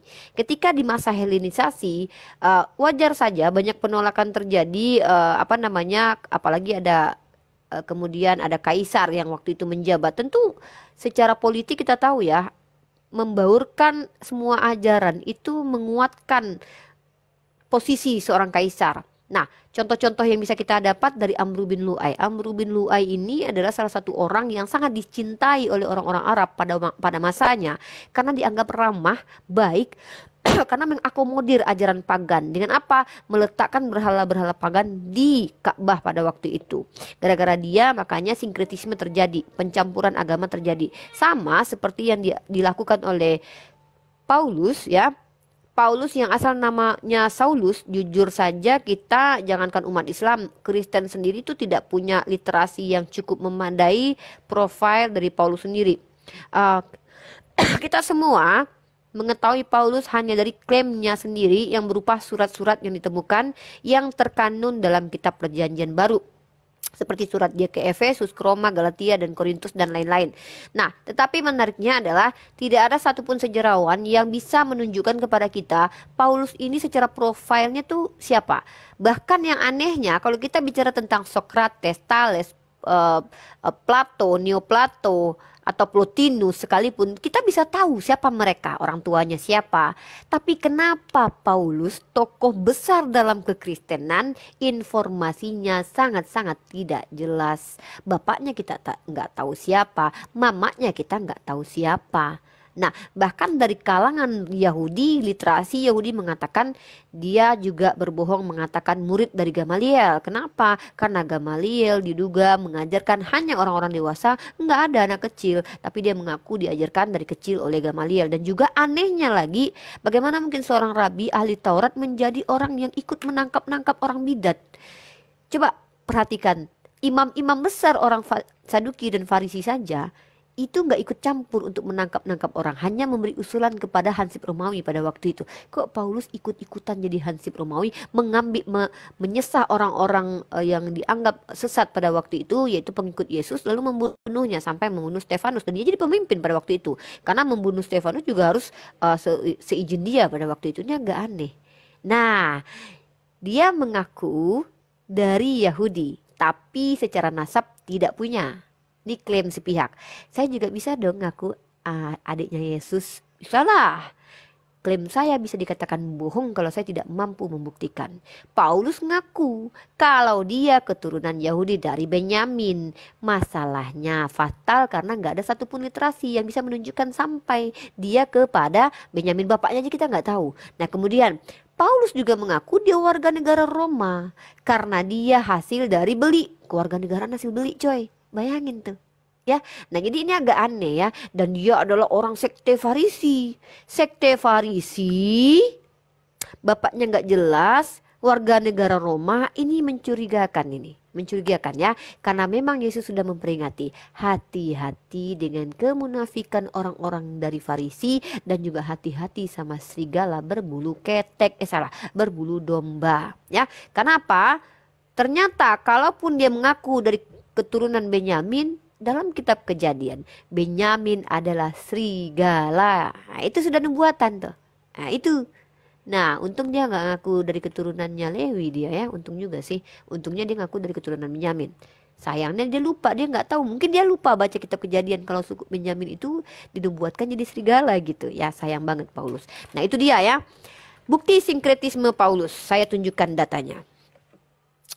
Ini panjang lebar omongan, ada data yang keluar gitu. Ini ngomong-ngomong yang keluar cuman air ludah doang. Bentar nak ya. Kita akan buka. Mungkin teman-teman capek ya, bosan ya lihat saya kutipan Epimenides lagi nih. Nah, ini ada yang baru nih guys. Ini ada yang baru yaitu dalam kutipan ini nih, bentar. 1 Korintus pasal 15 ayat 33. Sebentar.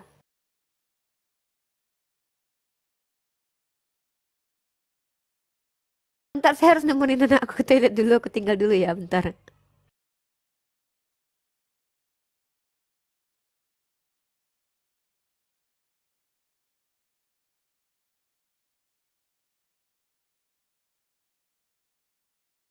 Selamat malam.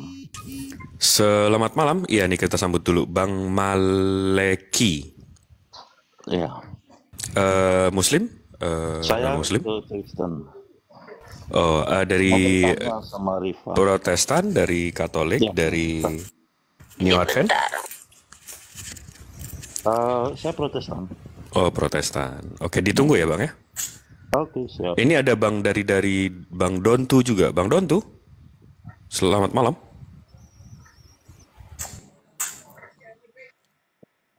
Dontu? Sorry ya. Sorry. Maaf banget. Ya. Oke. Tolong dibuka. Kok jadi cantik. 1 Korintus pasal 15 Kaget aku. ayat 3. Kita buka ayatnya ya. Bisa mimpi aku nih. 1 Korintus. Cantik-cantik loh nih. Ih, Janganlah. Kalau ada mencerdaskan di sini, jangan cantik-cantik kali, takut aku nanti ngejar dia. aduh kan Soalnya jelek aku sekali takut. sih. Nanti dia Ada yang ngejar. lain Nah, selain jeruk. kita buka di 1 Korintus ya. Astagfirullah. Melon kok melon. Jero akan sampaikan di sini 1 Korintus pasal ke-15 ayat 33. Kita buka di sini ya. Nah, saya akan tunjukkan di sini. Saya akan tunjukkan caranya. Simsalabim, habrakadabra, teng ke ayatnya. Jelek kali ya. Astagfirullahaladzim. Tobat. Ntar ya, aku liatin datanya dulu. Nah, ini kalau kita lihat 1 Korintus pasal 15 ayat 3, mari kita lihat di tafsiran catatannya. Nah, ternyata di sini Nah, ini dia. Mari kita baca. Ini sebuah kutipan dari penyair Yunani Menander pada abad ini 4 ya, sebelum Masehi. Barangkali ayat ini sudah menjadi suatu peribahasa yang lazim. Bayangkan, pencampuran filsafat Yunani dengan ajaran Yahudi sudah dilakukan secara terang-terangan oleh Paulus. Paulus di dalam 1 Korintus pasal 15:33, janganlah kamu sesat, pergaulan yang buruk merusakkan kebiasaan. Tahu-tahu ini ajaran orang Yunani yang dia bawa. Jadi kitab suci. Katanya diurapi. Duh, sebentar ada yang telepon lagi nih. Diurapi Roh Kudus. Tapi kok bawa filosofi Yunani? Itu satu sinkretismenya. Lanjut dulu yang lain.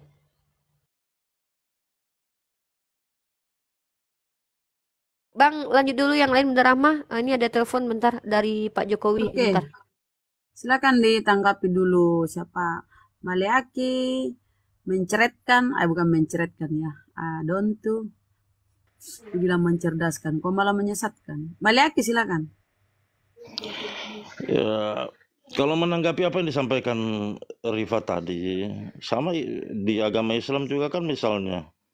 Ada agama-agama sejak dahulu kala juga berkata jangan membunuh. Karena juga ada juga di ajaran Islam berkata jangan membunuh. Apakah Islam meniru dengan filsafat atau ajaran-ajaran yang lama? Ya enggak juga kan. Ya, Sinkretisme itu penggabungan Bang, penggabungan. Ya sama aja. Sama aja. Itu bias gitu, jadi nggak penting. Kita bahas esensi aja. Saya lebih suka bahas esensi. Oke, saya yang jawab ya. Masih jadi jeruk, bentar ya. Saya bahas dulu bentar.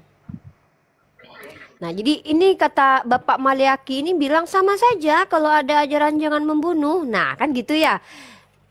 Ini yang disebut dengan pembelaan terhadap sinkretisme yang dilakukan oleh Pak Ulus.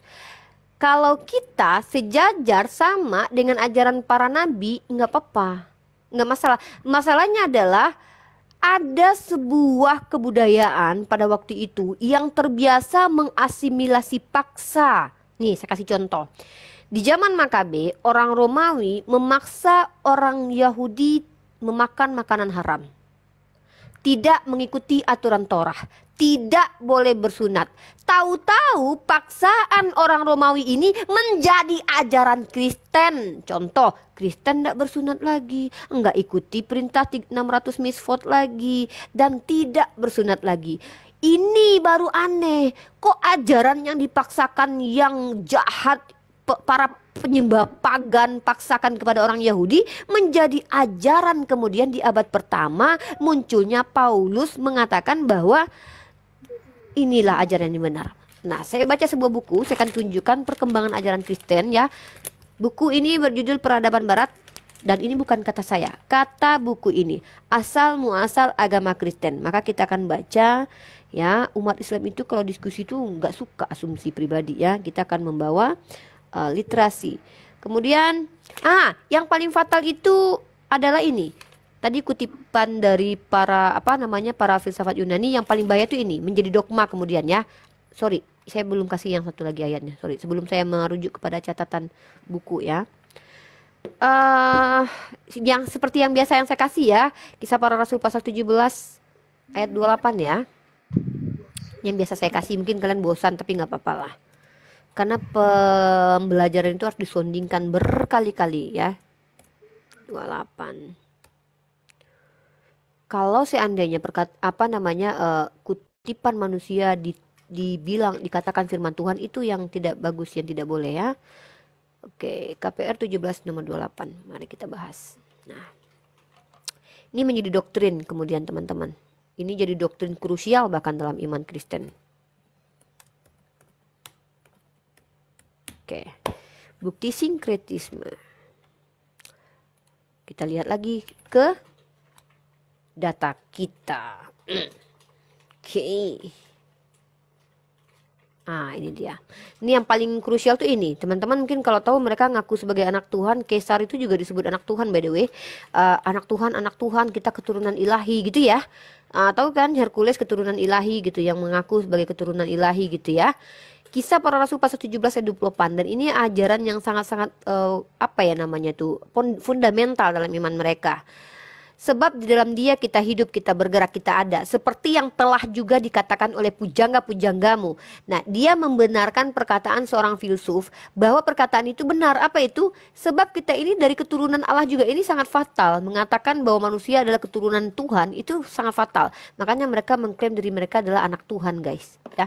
Dan mereka menuduh bahwa Yesus adalah anak Tuhan. Makanya mereka mengatakan Yesus adalah Tuhan. Nah, ternyata setelah kita cross check di dalam tafsirannya, ini adalah karya dari Aratus.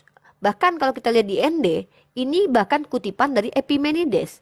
Epimenides adalah seorang filsuf Yunani yang hidup sekitar berapa abad ya? Berabad-abad sebelum Masehi. Sorry, anak aku berantem barusan. Nah, jadi ini ajaran ini mengutip sudut pandang dari penyembah pagan, dan ini menjadi ajaran krusial dalam iman mereka.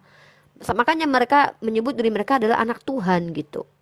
Nah, ini kan hal yang sangat berbahaya untuk doktrin sebenarnya, untuk ajaran, mencampur adukan ajaran yang sebenarnya dengan ajaran pagan gitu. Nah, itu baru ajaran ya, pengajaran ya, apa yang diajarkan gitu. Nah, ternyata kalau kita lihat kenapa kita bisa katakan Paulus itu terindikasi penyesat yang disampaikan oleh Yesus, ini memenuhi nubuatan Ulangan ya, pasal 18 ayat 20. Ini kita bahas. Pasal 18, 20. Nah, ini. Kita baca di sini lagi ya teman-teman ya. Nah, ini. Nah, ini ya. Nah, kalau kita baca di sini Ulangan 18 nomor 20. Tetapi seorang nabi yang terlalu berani untuk mengucapkan demi namaku perkataan yang tidak kuperintahkan untuk dikatakan olehnya. Nih, nabi yang dipanggil nabi ya, mengucapkan sesuatu yang bukan firman Tuhan. Karena orang yang dipanggil Tuhan, yang dipilih Tuhan itu mengucapkan firman Tuhan. Tanya nanti saya kasih. Seorang nabi telah akan aku hadirkan dari keluarga, mengucapkan demi namaku perkataan di bibirnya. Tapi di sini ada seorang nabi yang mengucapkan sesuatu yang tidak diajarkan Tuhan dan dia harus mati. Pertanyaan saya, kalau Nabi Musa meninggal keadaan normal, tugas selesai. Nabi Ibrahim meninggal dalam keadaan ya tugas selesai. Begitu juga dengan nabi-nabi lainnya. Nabi Muhammad pun meninggal setelah wahyu sempurna turun. Tiba-tiba Paulus mati tragis, belum selesai penginjilan. Nah, itu bukti kalau dia adalah nabi palsu. Terima kasih. Boleh ditanggapi ya.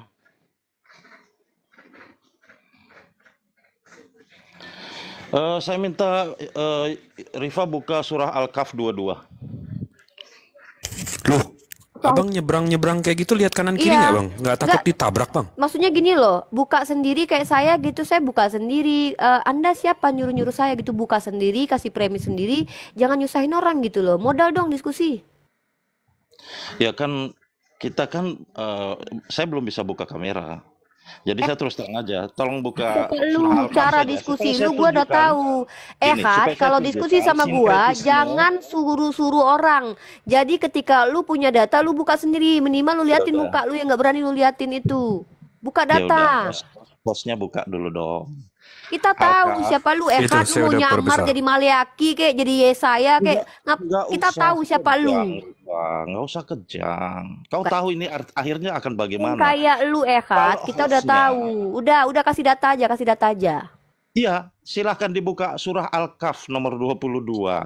Ini kan kalian musuh. Itu yang dibahas kayaknya. Itu yang dibahas tadi apa Uni kok sampai ke sana? Saya mau tunjukin sinkronis. Enggak gini loh. Dia yang bawa data kok saya yang disuruh. Emang gua apaan? Emang gua babu lu suruh-suruh lu yang buka data, buka cam. Kenapa enggak berani takut? Silakan Maleki, saya udah besarkan Komalnya. Ditunjukin aja datanya.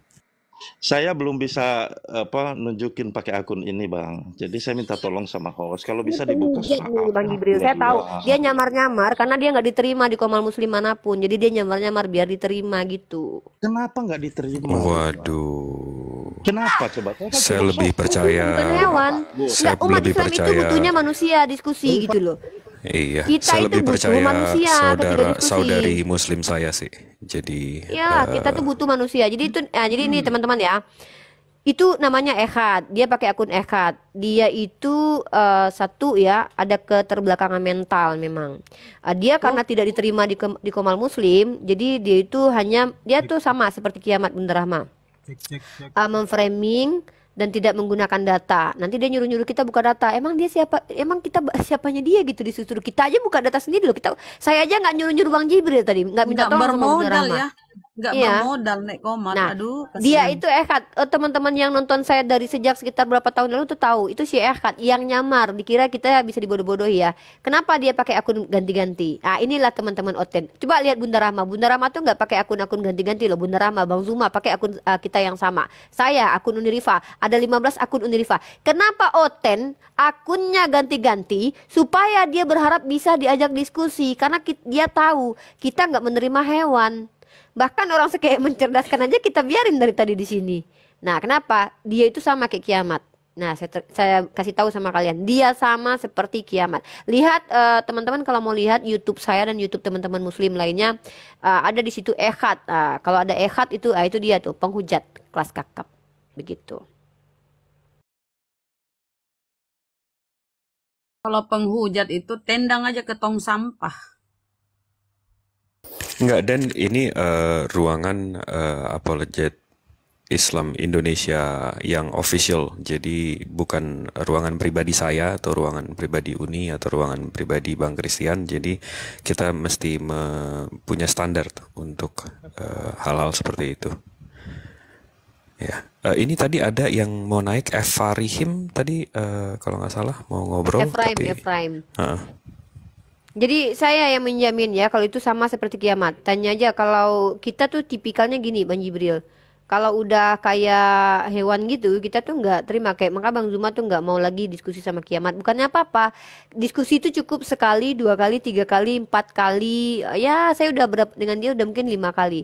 Tapi yang selalu itu dia nggak akan pernah menjawab. Dia tidak akan pernah menjawab pertanyaan kita. Dia hanya akan menyerang agama kita tanpa dasar ilmu. Dan itu pun dia nggak akan kasih data. Tidak berani on cam, sama seperti Sofiatul dan Kiamat. Saya pastikan itu. Ini ada yang connecting tapi terus muter-muter nih. Jadi kalau disconnect Oten aja itu dulu. tekniknya sekarang Oten ya, aku tengok ya. Asal menjawab, asal ngecap mulutnya ya. Entah benar, entah salah, entah asumsi, entah segala macam. Pokoknya apa yang kita lemparkan ke mereka pertanyaan tuh pokoknya asal jawab dia. Menerima atau enggak ya terserah. Si Kiamat naik ke room saya, nyamar jadi Kiamat. Karena dia tahu saya nggak akan naikin. Si Vergodok juga gitu, nyamar akunnya terus naik gitu. Jadi Oten itu pertama karena mereka itu dapat keuntungan ketika diskusi dengan kita. Ini yang saya kasih tahu ya, mereka itu disupport. Jadi mereka tuh juga disupport dari pihak gereja, dari pihak donatur mereka. Tapi mereka diskusi sama kita. Karena kalau mereka monolog-monolog itu kan donaturnya nggak suka kan. Nah jadi mereka mentargetkan tuh diskusi sama kita umat Islam. Atau mereka naikkan umat Islam yang awam untuk mereka bully. Lalu mereka kontenkan. Nah jadi makanya saya kasih tahu. Unik seperti penginjilan ya, pembiblosan ya. Iya, enggak. Jadi ada 2 metode ya. Pertama, mereka ingin diskusi dengan kita, nggak penting mau datang, nggak, yang penting hujatan. Itu sudah bagus bagi mereka. Pokoknya hadapi Bang Zuma hujat aja. Masalahnya kan sekarang kan Bang Zuma tidak mau lagi terima kayak Kiamat. Kita kan nggak terima lagi tuh. Kita sepakat untuk beberapa orang udah kita blacklist ya. Kayak Kiamat, kemudian kayak si Vergudok dari dulu. Sebelum di TikTok si Vergudok udah di blacklist. Vergudok itu sejak zaman grup WhatsApp itu udah di blacklist itu. Sering dikeluarin, sering di kick dari grup itu. Nah, tapi dia tetap eksis ada, tapi dalam ranah mereka aja. Nah, jadi berusahalah naik ke komal saya pakai akun-akun palsu gitu kan. Maksudnya biar diterima gitu kan. Cuman ya itu tadi, kira dia kita bakalan terima. Nah, si Kiamat kemarin udah ganti lagi akun Kiamat. Tetap aja udahlah naik, tetap aja blunder. Gitu. Jadi teman-teman Muslim ya punya inilah, kita punya standar ya, minimal kita tuh pendeta sebenarnya. Umat Islam nih yang kayak Bunda Rahma ini tuh nggak layak lagi. Bang Bulu, Bang Jibril, si Iman nggak layak lagi ngelayani jemaat awam. Seriously loh, jujur li, actually seriously loh ya. kita tuh udah saatnya tuh kayak ngadepin yang minimal STT lah gitu, biar kita tuh nggak ini gitu. Iya, setuju nih. Kecuali kita lagi butuh hiburan gitu ya. Uni, Makanya saya gambaran malas pendeta. nanggapi mencret. Uni, gambaran pendeta kan di Zoom itu kan siapa tuh si Martin tuh kan pendeta. Makanya dulu kita kan lawan kita kan berkelas semua, Iya. maksudnya termasuk dari kalangan mereka berkelas menurut mereka, bagi kita mah ya kan. Kayak Martin, Lamsen, Nebahu. Masa kita tiba-tiba lawan kita semua pendeta di Zoom, tiba-tiba masuk di TikTok lawan kita jemaat kelas awam yang nggak ngerti Bible-nya, ngapain? Makanya Tapi saya saya bilang, penasaran nih sebenarnya sama mencerdaskan dengan Bang Bulu. Itu kalau Bang Bulu tuh kan dia TikToknya itu kan ini barusan Anda menyatakan jam 9:02. Wah, itu Itu kayak karakter saya gitu kan. Kalau saya pribadi mohon maaf sering sama si mencret ini udah malas. Ujung-ujungnya kadang saya kasih PR, banyak yang saya kasih PR nggak ngumpul, malas saya udah. Jadi Makanya kumpulin kayak kemarin PR-nya ya. itu di room Unirifa kami ketawa-ketawa aja, ternak naga, nggak ada kasih PR. Jadi Udah. kita gitu Bang Jibril, kalau lagi butuh hiburan nggak apa-apa sih, Iya, kita ngobrol-ngobrol santai Makanya lah, saya sering ngobrol jemaat awam. nongki di roomnya Unirifa ketawa-ketawa. Tapi kalau model Ibaratnya. diskusi, ya Ya, model ya. diskusi sih kita Siap. emang sih sebenarnya kita ini udah saatnya loh kayak, oke lu kalau lu jemaat awam udah nggak usah ngajak kita diskusi, lu nanya aja lah gitu, nanya sampai meninggoy gitu, nanya sampai lu punah gitu, tanya aja terus gitu kan. Atau misalnya, oh saya ada sedikit ilmu Uni, saya juga membaca beberapa buku, oke diskusi ya, oke.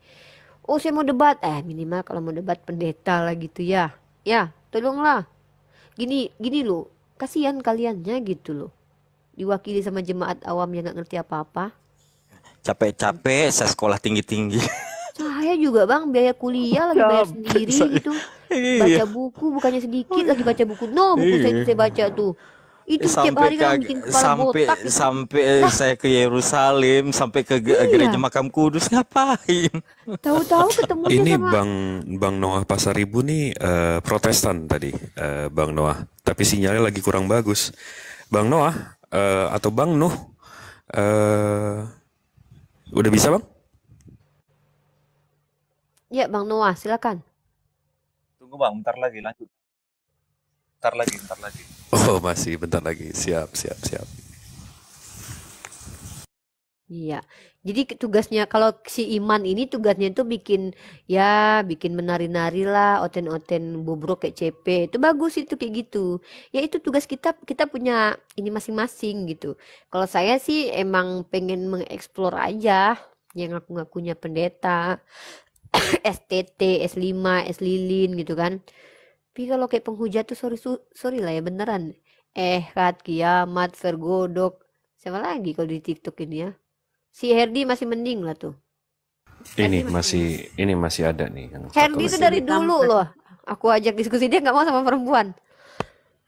Aku kejar-kejar dia nggak mau dia diskusi sama perempuan. Ini apa lagi nih? Ini nggak apa-apa lah, ini buat. Ya itulah. Ya silakan Otang.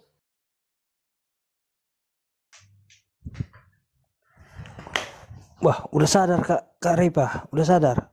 Ilmunya sayang kali nggak berguna ya kan. Dari kemarin udah ku kasih tahu sama Kak Ripa, jangan lagi Kak. Sekarang udah sadar ya. Oh, syukurlah Kak. Selamat malam si Hotang. Nggak ada ahlak ya naik-naik. ternyata. Udah sadar. Kok Ingat- selamat ingat- malam Bang. Bang si Hotang, apa kabarnya? Baik. Kabar baik. Dengar-dengar aku Alhamdulillah. tadi. Iya, gimana Udah Bang? Ada yang mau S1, disampaikan? Ada jemaat biasa kayak gini. waduh. Kan udah ku bilang kemarin sama Kak Ripa, iya kan? Ya udah dibilang dia memang. Hotang masih Ya. nyebarin paku. Apa? Masih nyebarin paku buat laku tambal bannya masih. Iya dia Enggak, begitu aku Bang. udah ku sembah gunung apa? Gunung Sumatera Barat. Airnya meletus. Oh, udah beda Tuhannya. Iya. Enggak, jadi dia emang cerita dulu. Jadi dia tuh suka banget pas Idul Fitri kata dia kan. Aku suka kali loh Kak kalau Idul Fitri itu. Kenapa Hotang? Udah ku sembah Iya. gunung Sumatera Kalau Barat, pas airnya meletus. diam dulu aku ceritain Kakak kisah kan orang kau Sumatera dulu Barat, yang kau kan? ceritakan. Hotang diam Iya, dulu kan? aku lagi cerita kan gini kata dia kan. Kasihan Aku suka Kak. kali kalau pas lebaran Itu itu lagi Kak Rifa bencana katanya. alam ngomong-ngomong lain-lain kasihan. Tenang dulu Hotang. Aku Donor lagi cerita. lah, donor. Aku lagi nyeritain yang kau ceritakan kemarin itu loh. Ini beneran Udah loh guys. Kalau bencana alam. yang pernah nonton tuh pasti ingat Udah banget 2 tuh. tahun kita ngomong-ngomong gitu juga lagi. Gak ada Tobat aku lah. ulang Udah lagi tua lah pun. biar netizen tuh ingat. Kata si Hotang itu, aku suka kali kalau Idul Fitri. Kenapa kataku kan? Soalnya pas Idul Fitri tuh rame Kak katanya bisa penyebar Hati-hati paku. lidah itu. Banyak motor rusak. Hati-hati Jadi lidah datang ke itu. tempat tambal banku katanya. Kurang ajar dia. Hati-hati lidah itu dah. Nanti berdosa nanti. Kok berdosa kau yang Masya bilang? Jangan Allah, ngarang rupanya Kak. Jangan ini yang ngarang. nyebar paku nih. Jangan ngarang Kak. Hati-hati. Oh, Rusak giginya nanti. biasanya jarang loh ada yang nyebar paku ngaku. Ini Masya Ah, Allah. kau lagi laki-laki kau. Ya, Kayak gitu kau. kenapa Ya tuh? memang dia laki-laki lah, suaranya aja beda. Kau si Hotang. Mana kau lagi ini? Maksudnya Kau kayak sentil gini biji kau bro. nanti ini. Laki-laki kok kayak gitu. Kok kan kolot dia kan. Kayak nggak ada kawannya yang susah ya kan. Nggak Jadi ada kawan yang gimana? susah, maksudnya? Gimana Atau pula kayak lah gini itu? aja. Ya orang suci. Orang yang nggak Merasa berdosa. direndahkan dia. Kayak nggak ada kawan abang yang Iya kan? susah. Memang dia Iya, susah, tapi aku janganlah tak. kita hina gitu ya Utangnya. Iya, aku tunggu Tapi orang jujur, suci-suci jujur kayak ya. gini. Aku Orang gini loh, Rifa, Tang. Aku ya salut kan? samamu. Enggak gini loh. Jujur tuh aku salut samamu memang. Kau kerja keras. Tapi janganlah kau sebar paku. Orang mau lebaran. Kasihan lah roknya. Tersangkut. Jatuh dia kayak mana. Makanya aku Lebarannya bilang, kok nggak selendangnya harus panjang. ceritain. Rata-rata Jatuhnya kayak dia gara-gara kau. Gara-gara kau cuma pengen Kalau tambal nggak ban ada kau laku, Dek. diceritain, jangan Janganlah kayak ngarang. Kan gitu. malu kayak gitu Kak. Kan Tadi kau kan yang bencana cerita alam dulu kan. sama aku. Bencana alam kan. Lah, Sumatera Dek, Barat kan. bencana itu di mana-mana. Utang bukan Udah. tanggung jawab kami lah. Nggak mungkin lah bencana Makanya. alam di sana. Aku pun harus berhenti Makanya, bicara tentang hati-hati agama. ngomong. Ada Si adanya kau. Hotang, si Kumalam Hotang, itu, kumalam si nggak bisa kau Hotang, lawan ini Kak Rifa. si Hotang. Di NTT juga lagi bencana itu saudaraku. Sudah, ya bagus lah. Di situ banyak saudara Kristen si Hotang. Janganlah Iya, kayak bagus gitu lah, kau kan? lahir. Jahat Iya, kali kau bagus lah bah. kan. Jadi percaya Biar aku apa sama-sama yang diomong kan? Kak Uni Rifa, kau nyebari paku ini. Iya, bagus Iya. kan. Bagus kan. Dia memang Hilang loh, sepertinya Bang. suka Memang musibah, Bang. Dia seperti suka Heeh. musibah, maka itu Sayang dia sebar saudara-saudaramu paku yang ya. Kristen Iya, di biar tobat NTT kita. sana lah si Hotang. Ah, Iya, biar tobat kita. Jangan sok-sok manusia paling Gitu. suci. Gini loh, kayak gini loh asal muasalnya dia cerita kayak gitu.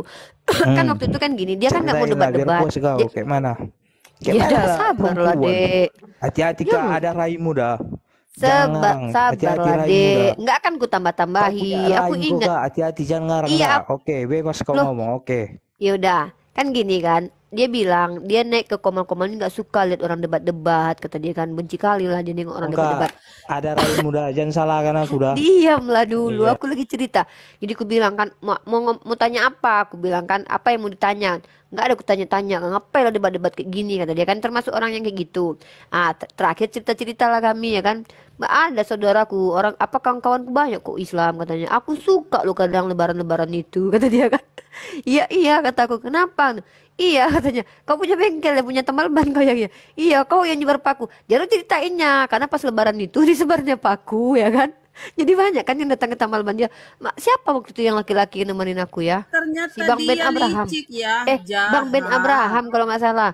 Kau masih kayak gitu ya gitu. Kalau nggak salah Bang Ben, coba tanya Bang Ben itu, Bang Ben Abraham. Kalau nggak salah seingatku Bang Ben Abraham yang nemenin aku ngobrol-ngobrol sama dia. Kita ketawa kok kami waktu itu.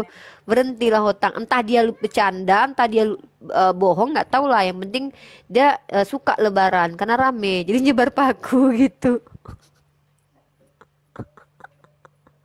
Kayak gitu Hotang. Nggak baik kayak gitu. Baiklah, lain. Bang Abraham ya, Bang Abraham ya. Kayak mana kau laiku ini? Ah, Aku matikan mic-ku. Jangan suka-suka mau ngomong. Aku matikan jadi Ingat lah dia mencela-cela baik pula loh. kau Bang ngomong. Bulu sama Bang Jibril dia baik loh. Nah, aku jujur baik aja, aku dia Bang si baik. Hotang. Dia baik Bang loh, si Hotang baik baik. kali Bang si Hotangku ini laiku ini. Dia nggak suka debat-debat, tapi Nah, dia iya, naik maksud- juga ke komal debat. Ngapain? Yang lain ada rupanya itu muku-muku nikah. Iya, saya terakhir ketemu sama Bang Hotang ini, dia Lain, tiba-tiba lain, naik, abis itu dia bilang, ini kau laki-laki ngapain main TikTok?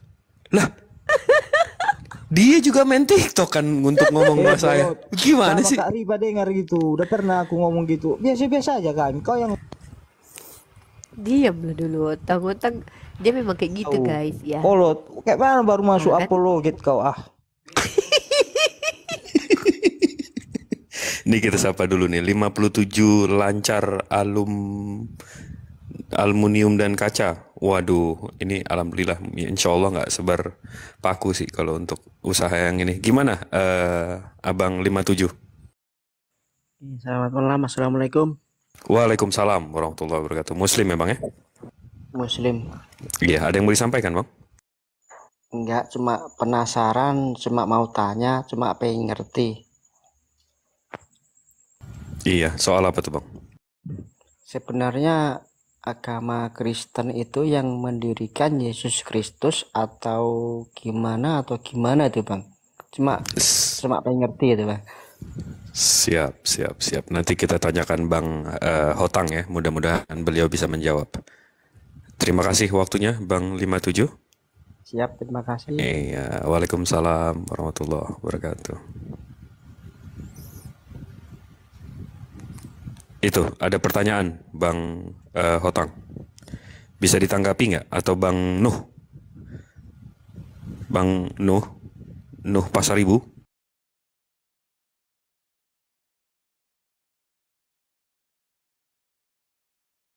Tuh, ada yang bilang, ku tandai bengkel kau si Hotang. Apa? Iya, tanya aja, bilang aja sama dia. Kalau bertanya kantor polisi aja bilang. Ku tandai bengkel kau ya Hotang ya. Nggak akan aku lewat situ lagi. Lihat, aku putar balik aku. Palak kali kulihat kau sebari paku. Lihat kau Hotang ya. Marah aku nih. Ku bilang sama orang-orang di Medan, Sumatera Utara itu, nggak usah lewat depan bengkel kau itu.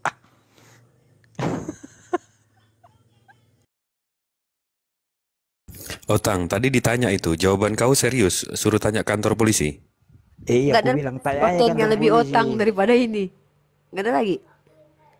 Nggak ada lagi oten yang lebih Kalau mau otang daripada bertanya ini. kantor polisi. Dari tadi nggak ada. Mau cari tempat tidur yang sehat di rumah sakit.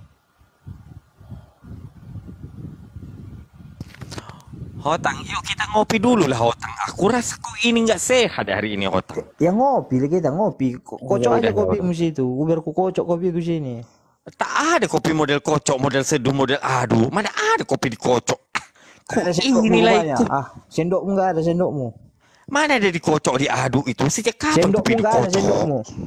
Cocok. Kayak mana kopi dikocok? Baru tahu aku kopi dikocok. Orang Medan kok ngocok kopi nggak tahu kau. Aduh, puding kali kepala aku ini. Puding kali. Tak apa pun kau bilang. Ya Masya Allah. Sakit kepalaku si Hotang. Baru kenal dia Kak Ripa.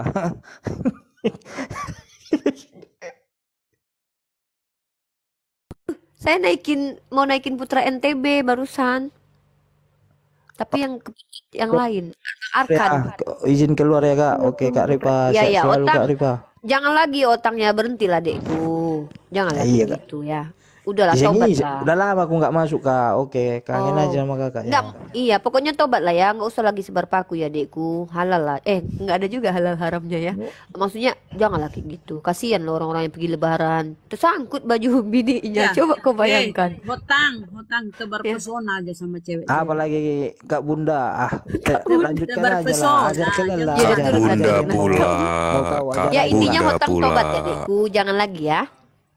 Jangan lagi ya kayak gitu ya. Apa Oke mau ya. ditobatkan? Yaudah ya, sehat-sehat terus ya Hotang. Ya, Oke. turun.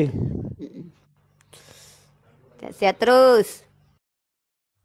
Tebar pesona tapi Ini nggak tahu kita sapa sebetulnya. dulu nih, Arkan Al-Khozin. Selamat malam. Assalamualaikum. Waalaikumsalam warahmatullahi wabarakatuh. Muslim berarti ya Bang ya? Warahmatullahi wabarakatuh. Iya. Iya, ada yang mau disampaikan Bang? Mbak Ada. Ripa di sini Arkan mau nanya nih. Ya, Kan waktu itu Arkan ini pernah diajak debat sama salah satu apologet Kristen kan Rifa. Namanya siapa Dek? Salah satu apologet Kristen ini pernah bilang orang Muslim ini sunat karena mengikuti kebiasaan orang Yahudi. Habis itu mereka bilang Muhammad itu tidak pernah disunat. Itu jadi gimana tanggapan Uni Rifa? Oke, Islam supaya pinter. Jawab Uni. ya.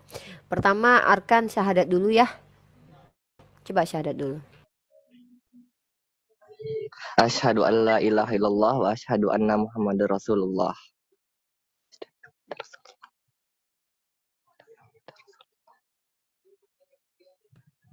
Oke.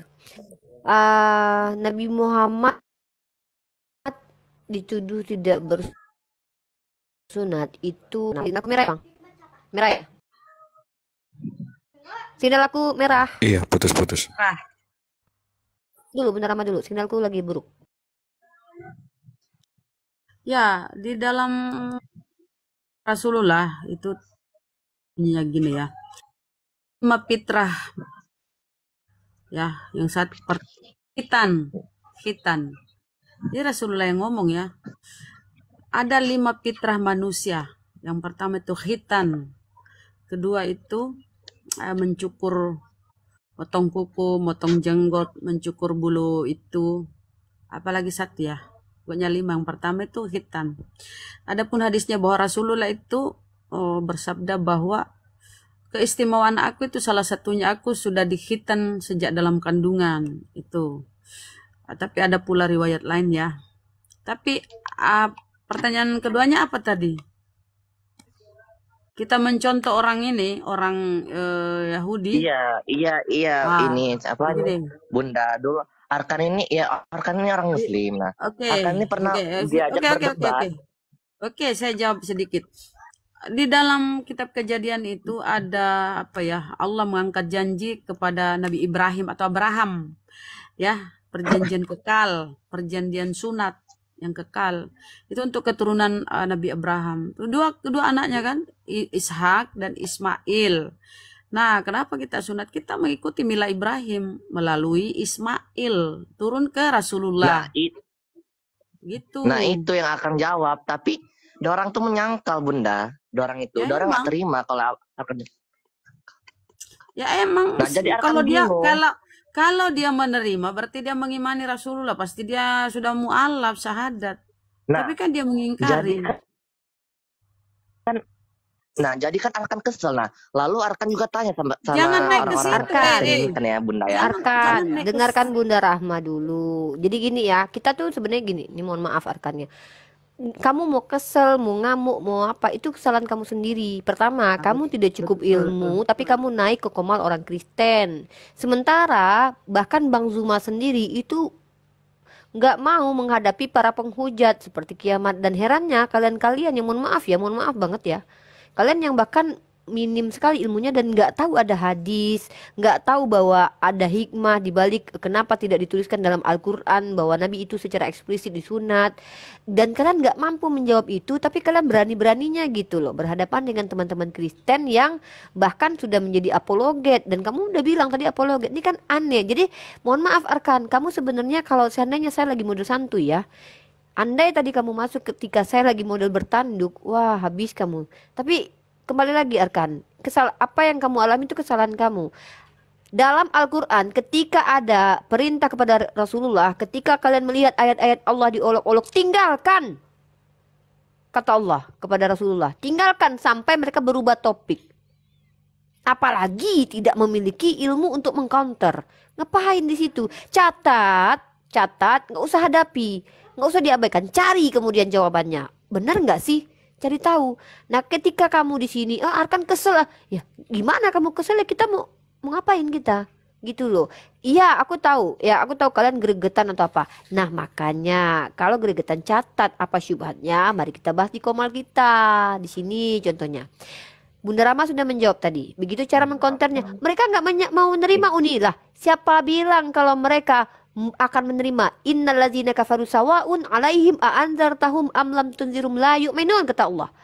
Bahkan sudah ada petunjuk, datang Yesus di hadapan mereka bilang, "Hei, gue bukan Tuhan loh." Kalian pikir kita tuh tidak berkewajiban untuk memaksa mereka paham, tapi kita hanya memberitahu gitu. Iya Uni ya, karena Arkan juga dulu pernah akan baca Quran ya, itu sendiri kata Quran sendiri, mau kita memberitahu kita nggak beritahu ya begitulah orang-orang kafir, orang nggak akan pernah berubah. Ya jangan naik lagi di sana, Bang. Nyimak-nyimak di Komal Muslim aja. Karena mereka bertanya bukan Iya, mau iya. tahu. Oke, Iya Bang ini ya. Bunda Rahma, orang itu apa kalau nanyanya selalu muter-muter. Jadi kayak seolah-olah orang tuh paling benar kalau orang berdebat gitu. Iya, gitulah mereka. Jadi jangan dulu ke sana. Eh, Islam dan Yahudi sepakat bahwa ada tokoh-tokoh yang diakui tidak tertulis berkhitan dalam kitab Torah ataupun yang diklaim Torah bahkan. Dalam kitab Perjanjian Lama, Musa itu tidak tertulis bersunat. Bukan berarti dia tidak bersunat. Tapi literasi Yahudi dan hadis dalam Islam mengatakan ada beberapa tokoh yang memang sudah disunat dari lahir. Walaupun hadis yang digunakan yang kita sampai kepada kita saat ini ada salah satu perawinya yang dianggap pendusta dan itu didoifkan atau bahkan dianggap palsu oleh beberapa ulama misal gitu kan. Tapi kembali lagi bahwasannya Islam dan Yahudi sepakat ada tokoh-tokoh yang sudah bersunat dari lahir. Literasi Yahudi itu ada. Bahkan Musa itu juga tidak tertulis bersunat dalam Bible. Mau mengatakan Musa tidak bersunat.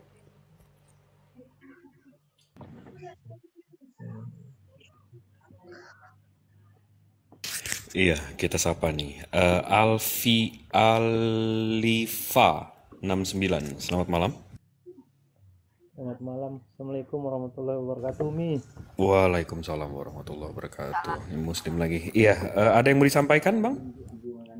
Ada satu pertanyaan ini dalam benak saya ini belum terjawab ini Umi. Siapa tahu dari Umi ada jawabannya. Tunggu, bentar. Sebelum saya ditanya, Bang Alif, ini pertanyaan dari Anda sebagai Muslim kepada umat Islam atau pertanyaan Oten yang tidak terjawab oleh Islam? Coba. Kontak ya Umi. Coba ulang Umi. Hah? Pertanyaan yang Anda bilang pertanyaan saya tidak terjawab-jawab. Saya mau tahu nih, pertanyaan Anda sebagai Muslim kepada sesama Muslim atau pertanyaan Anda sebagai Muslim kepada orang Kristen yang tidak Anda dapatkan jawabannya? Coba. sesama Muslim Umi, sesama Muslim. Nah, cuman ingin oke. Sekarang begini, bentar. Ya, oke Bang Noah. Gini, Alifa, kamu sudah berapa tahun umurnya? Iya. Udah berapa tahun umurnya? Sorry. 34 tahun.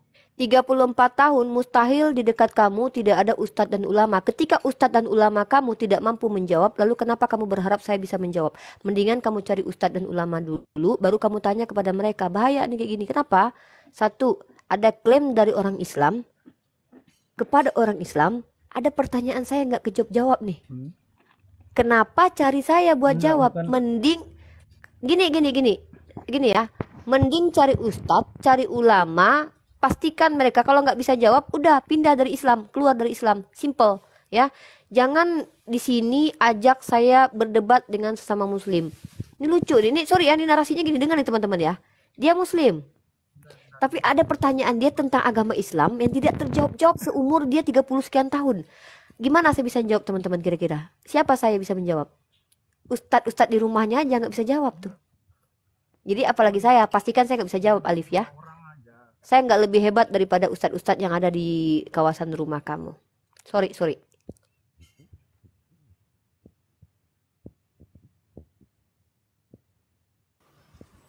Iya, agak aneh memang ya, agak aneh dan pelik ya.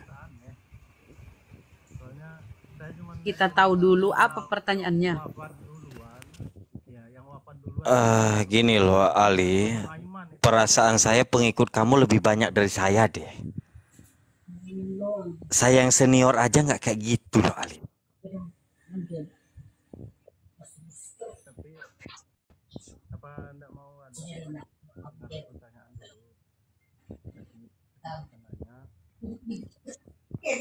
Oh, suaranya nggak kedengeran. Suaranya nggak kedengeran Bang. Mungkin kalau mau nanya sama Bunda Rama nggak apa-apa, tapi kalau saya yakin saya nggak bisa jawab karena ilmu saya nggak jauh lebih hebat daripada ulama-ulama yang kapasitasnya Ya, beda saya. silakan Bunda Rahma. Nanti saya Mungkin counter Bunda Rahma, Bang Bulu. Kok saya mah cuma mahasiswi. Ya silakan Alifa dipertanyakan kepada Bunda Rahma aja. Saya muridnya Bunda Rahma by the way. Antara Saya tonton, tanyalah ke aku. Ali, dekatkan dulu mic kamu, Ali, nggak kedengeran. Aduh, nah ini saya mode sabar ini hari ini. Udah beberapa hari saya nggak ingin debat, saya mode sabar ini. Cepat, Ali. Uni, coba tengok itu modelnya mukanya. Aduh, kenapa sih? Ali, nggak kedengeran suara kamu, Ali. Suaranya kecil banget. Kecil suara kamu, Ali. Besari dulu. Besari dulu suara kamu, kedengeran.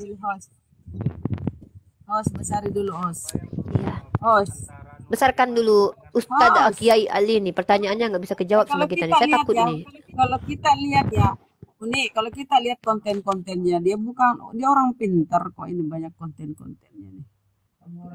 Rambutnya aja nih, kenapa dia tutupi mukanya nih? Nggak mau ketahuan mukanya ya Bang ya. Style Bunda, itu style. Style itu. Style. Ya, Ali, nggak kedengeran Alifa, nggak kedengeran Alifa, maaf,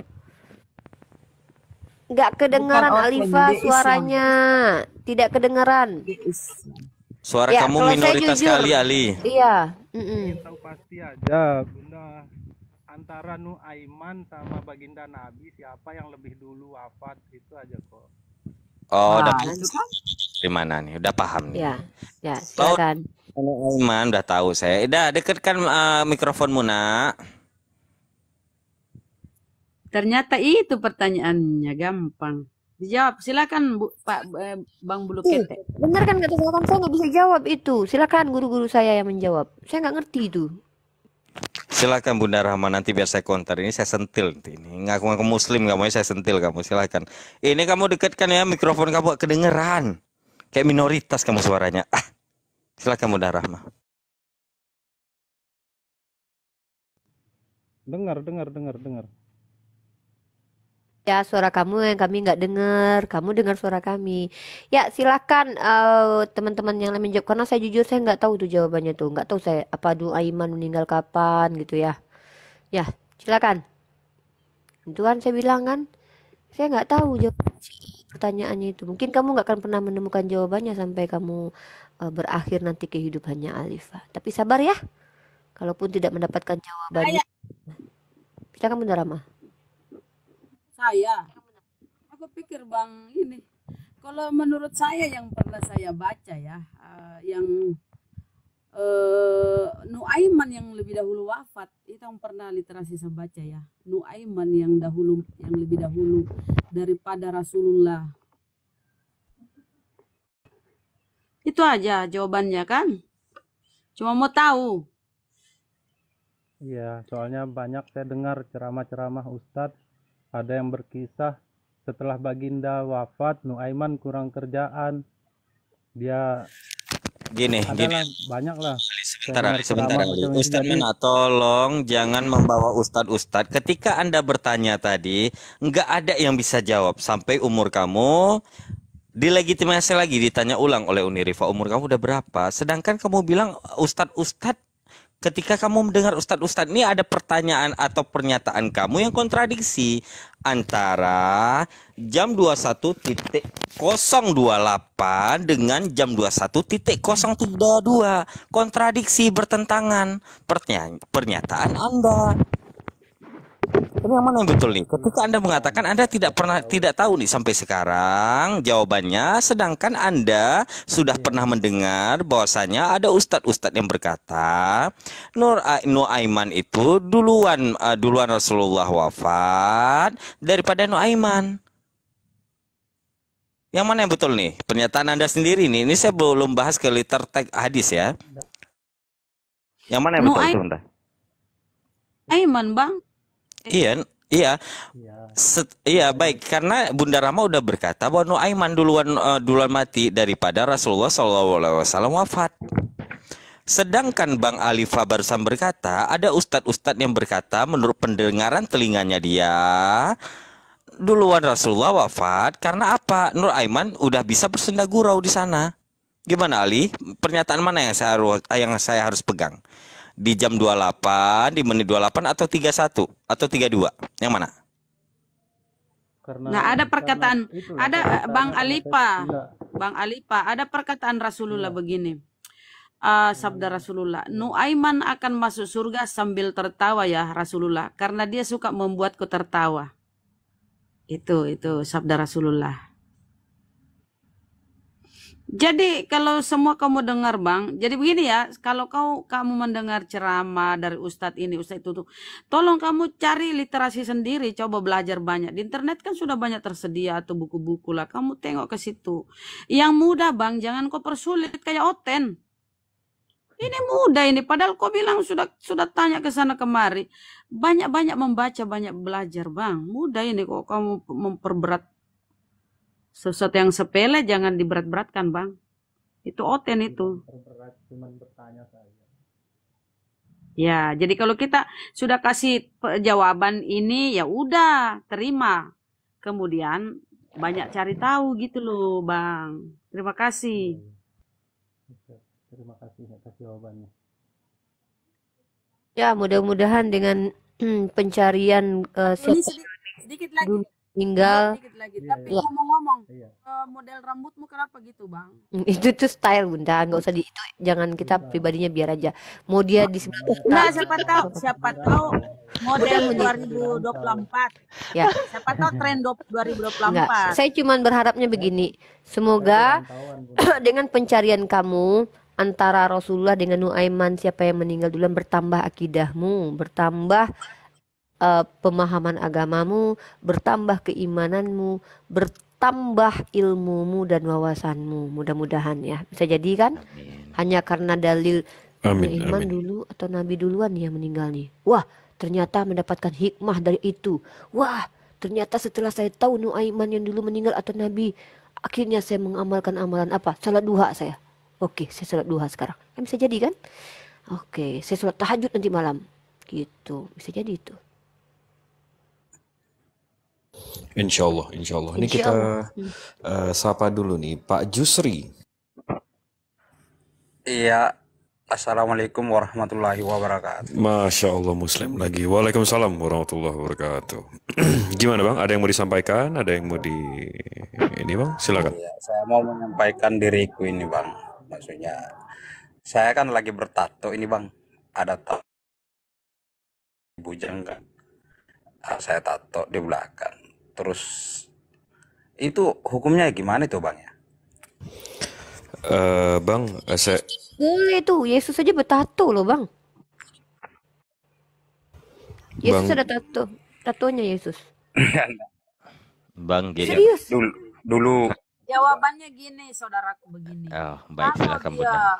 Kalau dia bertato, padahal dia belum tahu aturannya tentang tato itu gimana dalam Islam, nggak apa-apa. Ya, tapi kalau dia udah tahu tidak diperbolehkan bertato, terus dia bertato, itu baru berdosa ya. Nah, setelah dikasih tahu bahwa sudah tahu bahwa bertato tidak boleh, udah jangan lagi bertato. Ada laser Bang. Bang, ada salah satu mu'alaf di Jogja itu dia membuka laser gratis untuk orang-orang mu'alaf yang bertato. Itu bentar aku cari dulu, bentar. Aduh. Hapus tato gratis, bentar. Gini, kalau secara hukumnya ya, hukum syariatnya, saya ingat sekali itu hadisnya. Rasulullah SAW bersabda, qala Rasulullah SAW, Rasul itu melaknat orang yang menyambung rambut dan bertato. Itu ada tuh. Gitu Bang, Bang Yusri. Ada Iya, Bang, Bang, hapus dulu kan tato saya Bang. nggak Bang Yusri, ada nih Bang, hapus tato Bang. Itu nggak apa-apa kan? Ada nih itu Bang, nggak hapus apa-apa, tato. waktu- Enggak, hapus tato ada nih. Abang tinggal di mana? Saya pelayaran, Bu. Pelayaran. Nanti abang kalau lagi berhenti di darat gitu, ada kok sekarang ini yang bisa menghapus tato. Udah ada solusi, tenang aja, aman. Enggak di kulitnya enggak disobek, tenang aja, laser. Iya, cuma itu kalau udah dihapus gitu nggak masalah kah? Ya enggak masalah lah, Bang. Yang penting kan ikhtiar. Tapi mohon maaf. Mana tahu tatonya itu di tempat yang kalau di laser menjadi asbab abang cacat atau mudorotnya lebih besar lagi. Itu nanti ke ranah fikih nanti itu. Ranah fikih nanti bahwa Allah tidak suka orang yang zalim terhadap dirinya. Ya, mohon maaf ya, ternyata tatonya di tempat-tempat yang kalau di laser abang jadi jadi hilang gitu dari dunia gitu kan. Nah, ini tuh lebih baik abang tanya hukumnya di dalam Islam seperti apa. Tapi hapus tato tuh sudah ada. Kalau tato-tato ya emang seluruh badan sih gitu. Ya hapus aja pelan-pelan, ikhtiar aja, usaha, upaya, anggap aja itu. Ya dulu kan menikmati rasa sakitnya di tato kan. Masa nggak berani lagi menikmati rasa sakitnya dibuang? Sama aja kan. Orang-orang yang bertato itu kan kadang yang diambil itu kan bukan tatonya tapi sensasi rasanya, benar nggak sih? Jadi ketika dihilangkan tuh sama aja, benar lagi. Ya udah, laser aja bang, laser aja, hilangkan. Iya, maunya begitu, cuma kesempatannya ini masih belum ada. Cuma Ya, ya itu, dipercepat aja, makanya saya usaha nanya aja. hukumnya berdosa Sholat ya, Bu aja, ya. abang sholat Tapi saya aja. dulu, Abang sholat aja, nggak insya usah Allah, ibadahnya jangan diberhentikan. Masalah diterima atau enggak tuh pokoknya sholat aja, ikhtiarnya abang usahakan hilangkan gitu aja. Kalau masalah berdosanya Allah memaklumi orang yang melakukan sesuatu yang dia tidak ada ilmu tentang hal itu. Tapi kalau sudah ada ilmunya bang, sampai kepada abang gitu, maka udah hapus aja udah ya. Hapus aja. Udah laser berapa tuh cuman 8.000 per senti katanya. oke, makasih banyak ya Bu ya.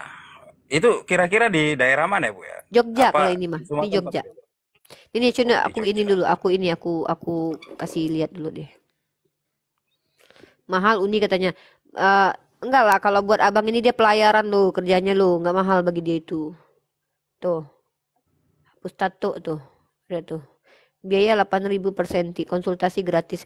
Ada tuh yang menggratiskan ada juga tuh. Ah, udah ada solusi sekarang mah gampang, enak mas sekarang zaman sekarang mah enak. Nggak perlu ribet-ribet kali Jauh ya, nikah. Bang Jusri, Jogja. tatonya berapa meter, Ya, Bang? ya. Berapa meter bang ya? Kecil aja Bang, di belakang dulu kan waktu nakal itu Bang.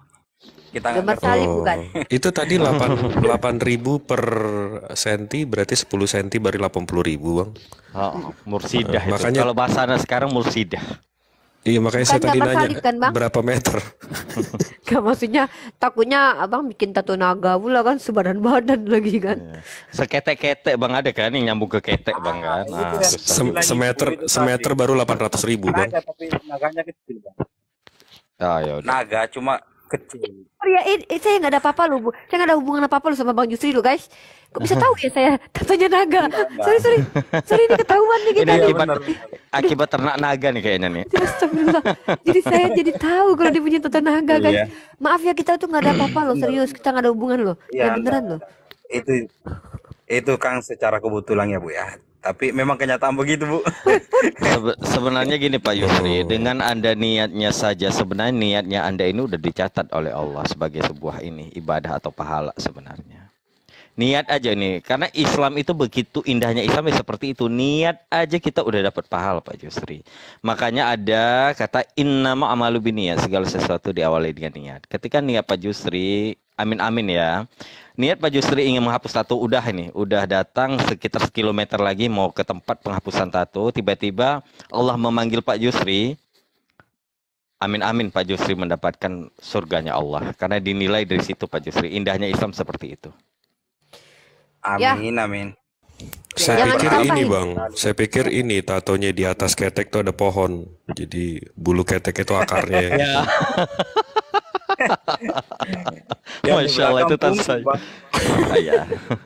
Bisa Jaga dihapus itu kecil. Pak Yusri.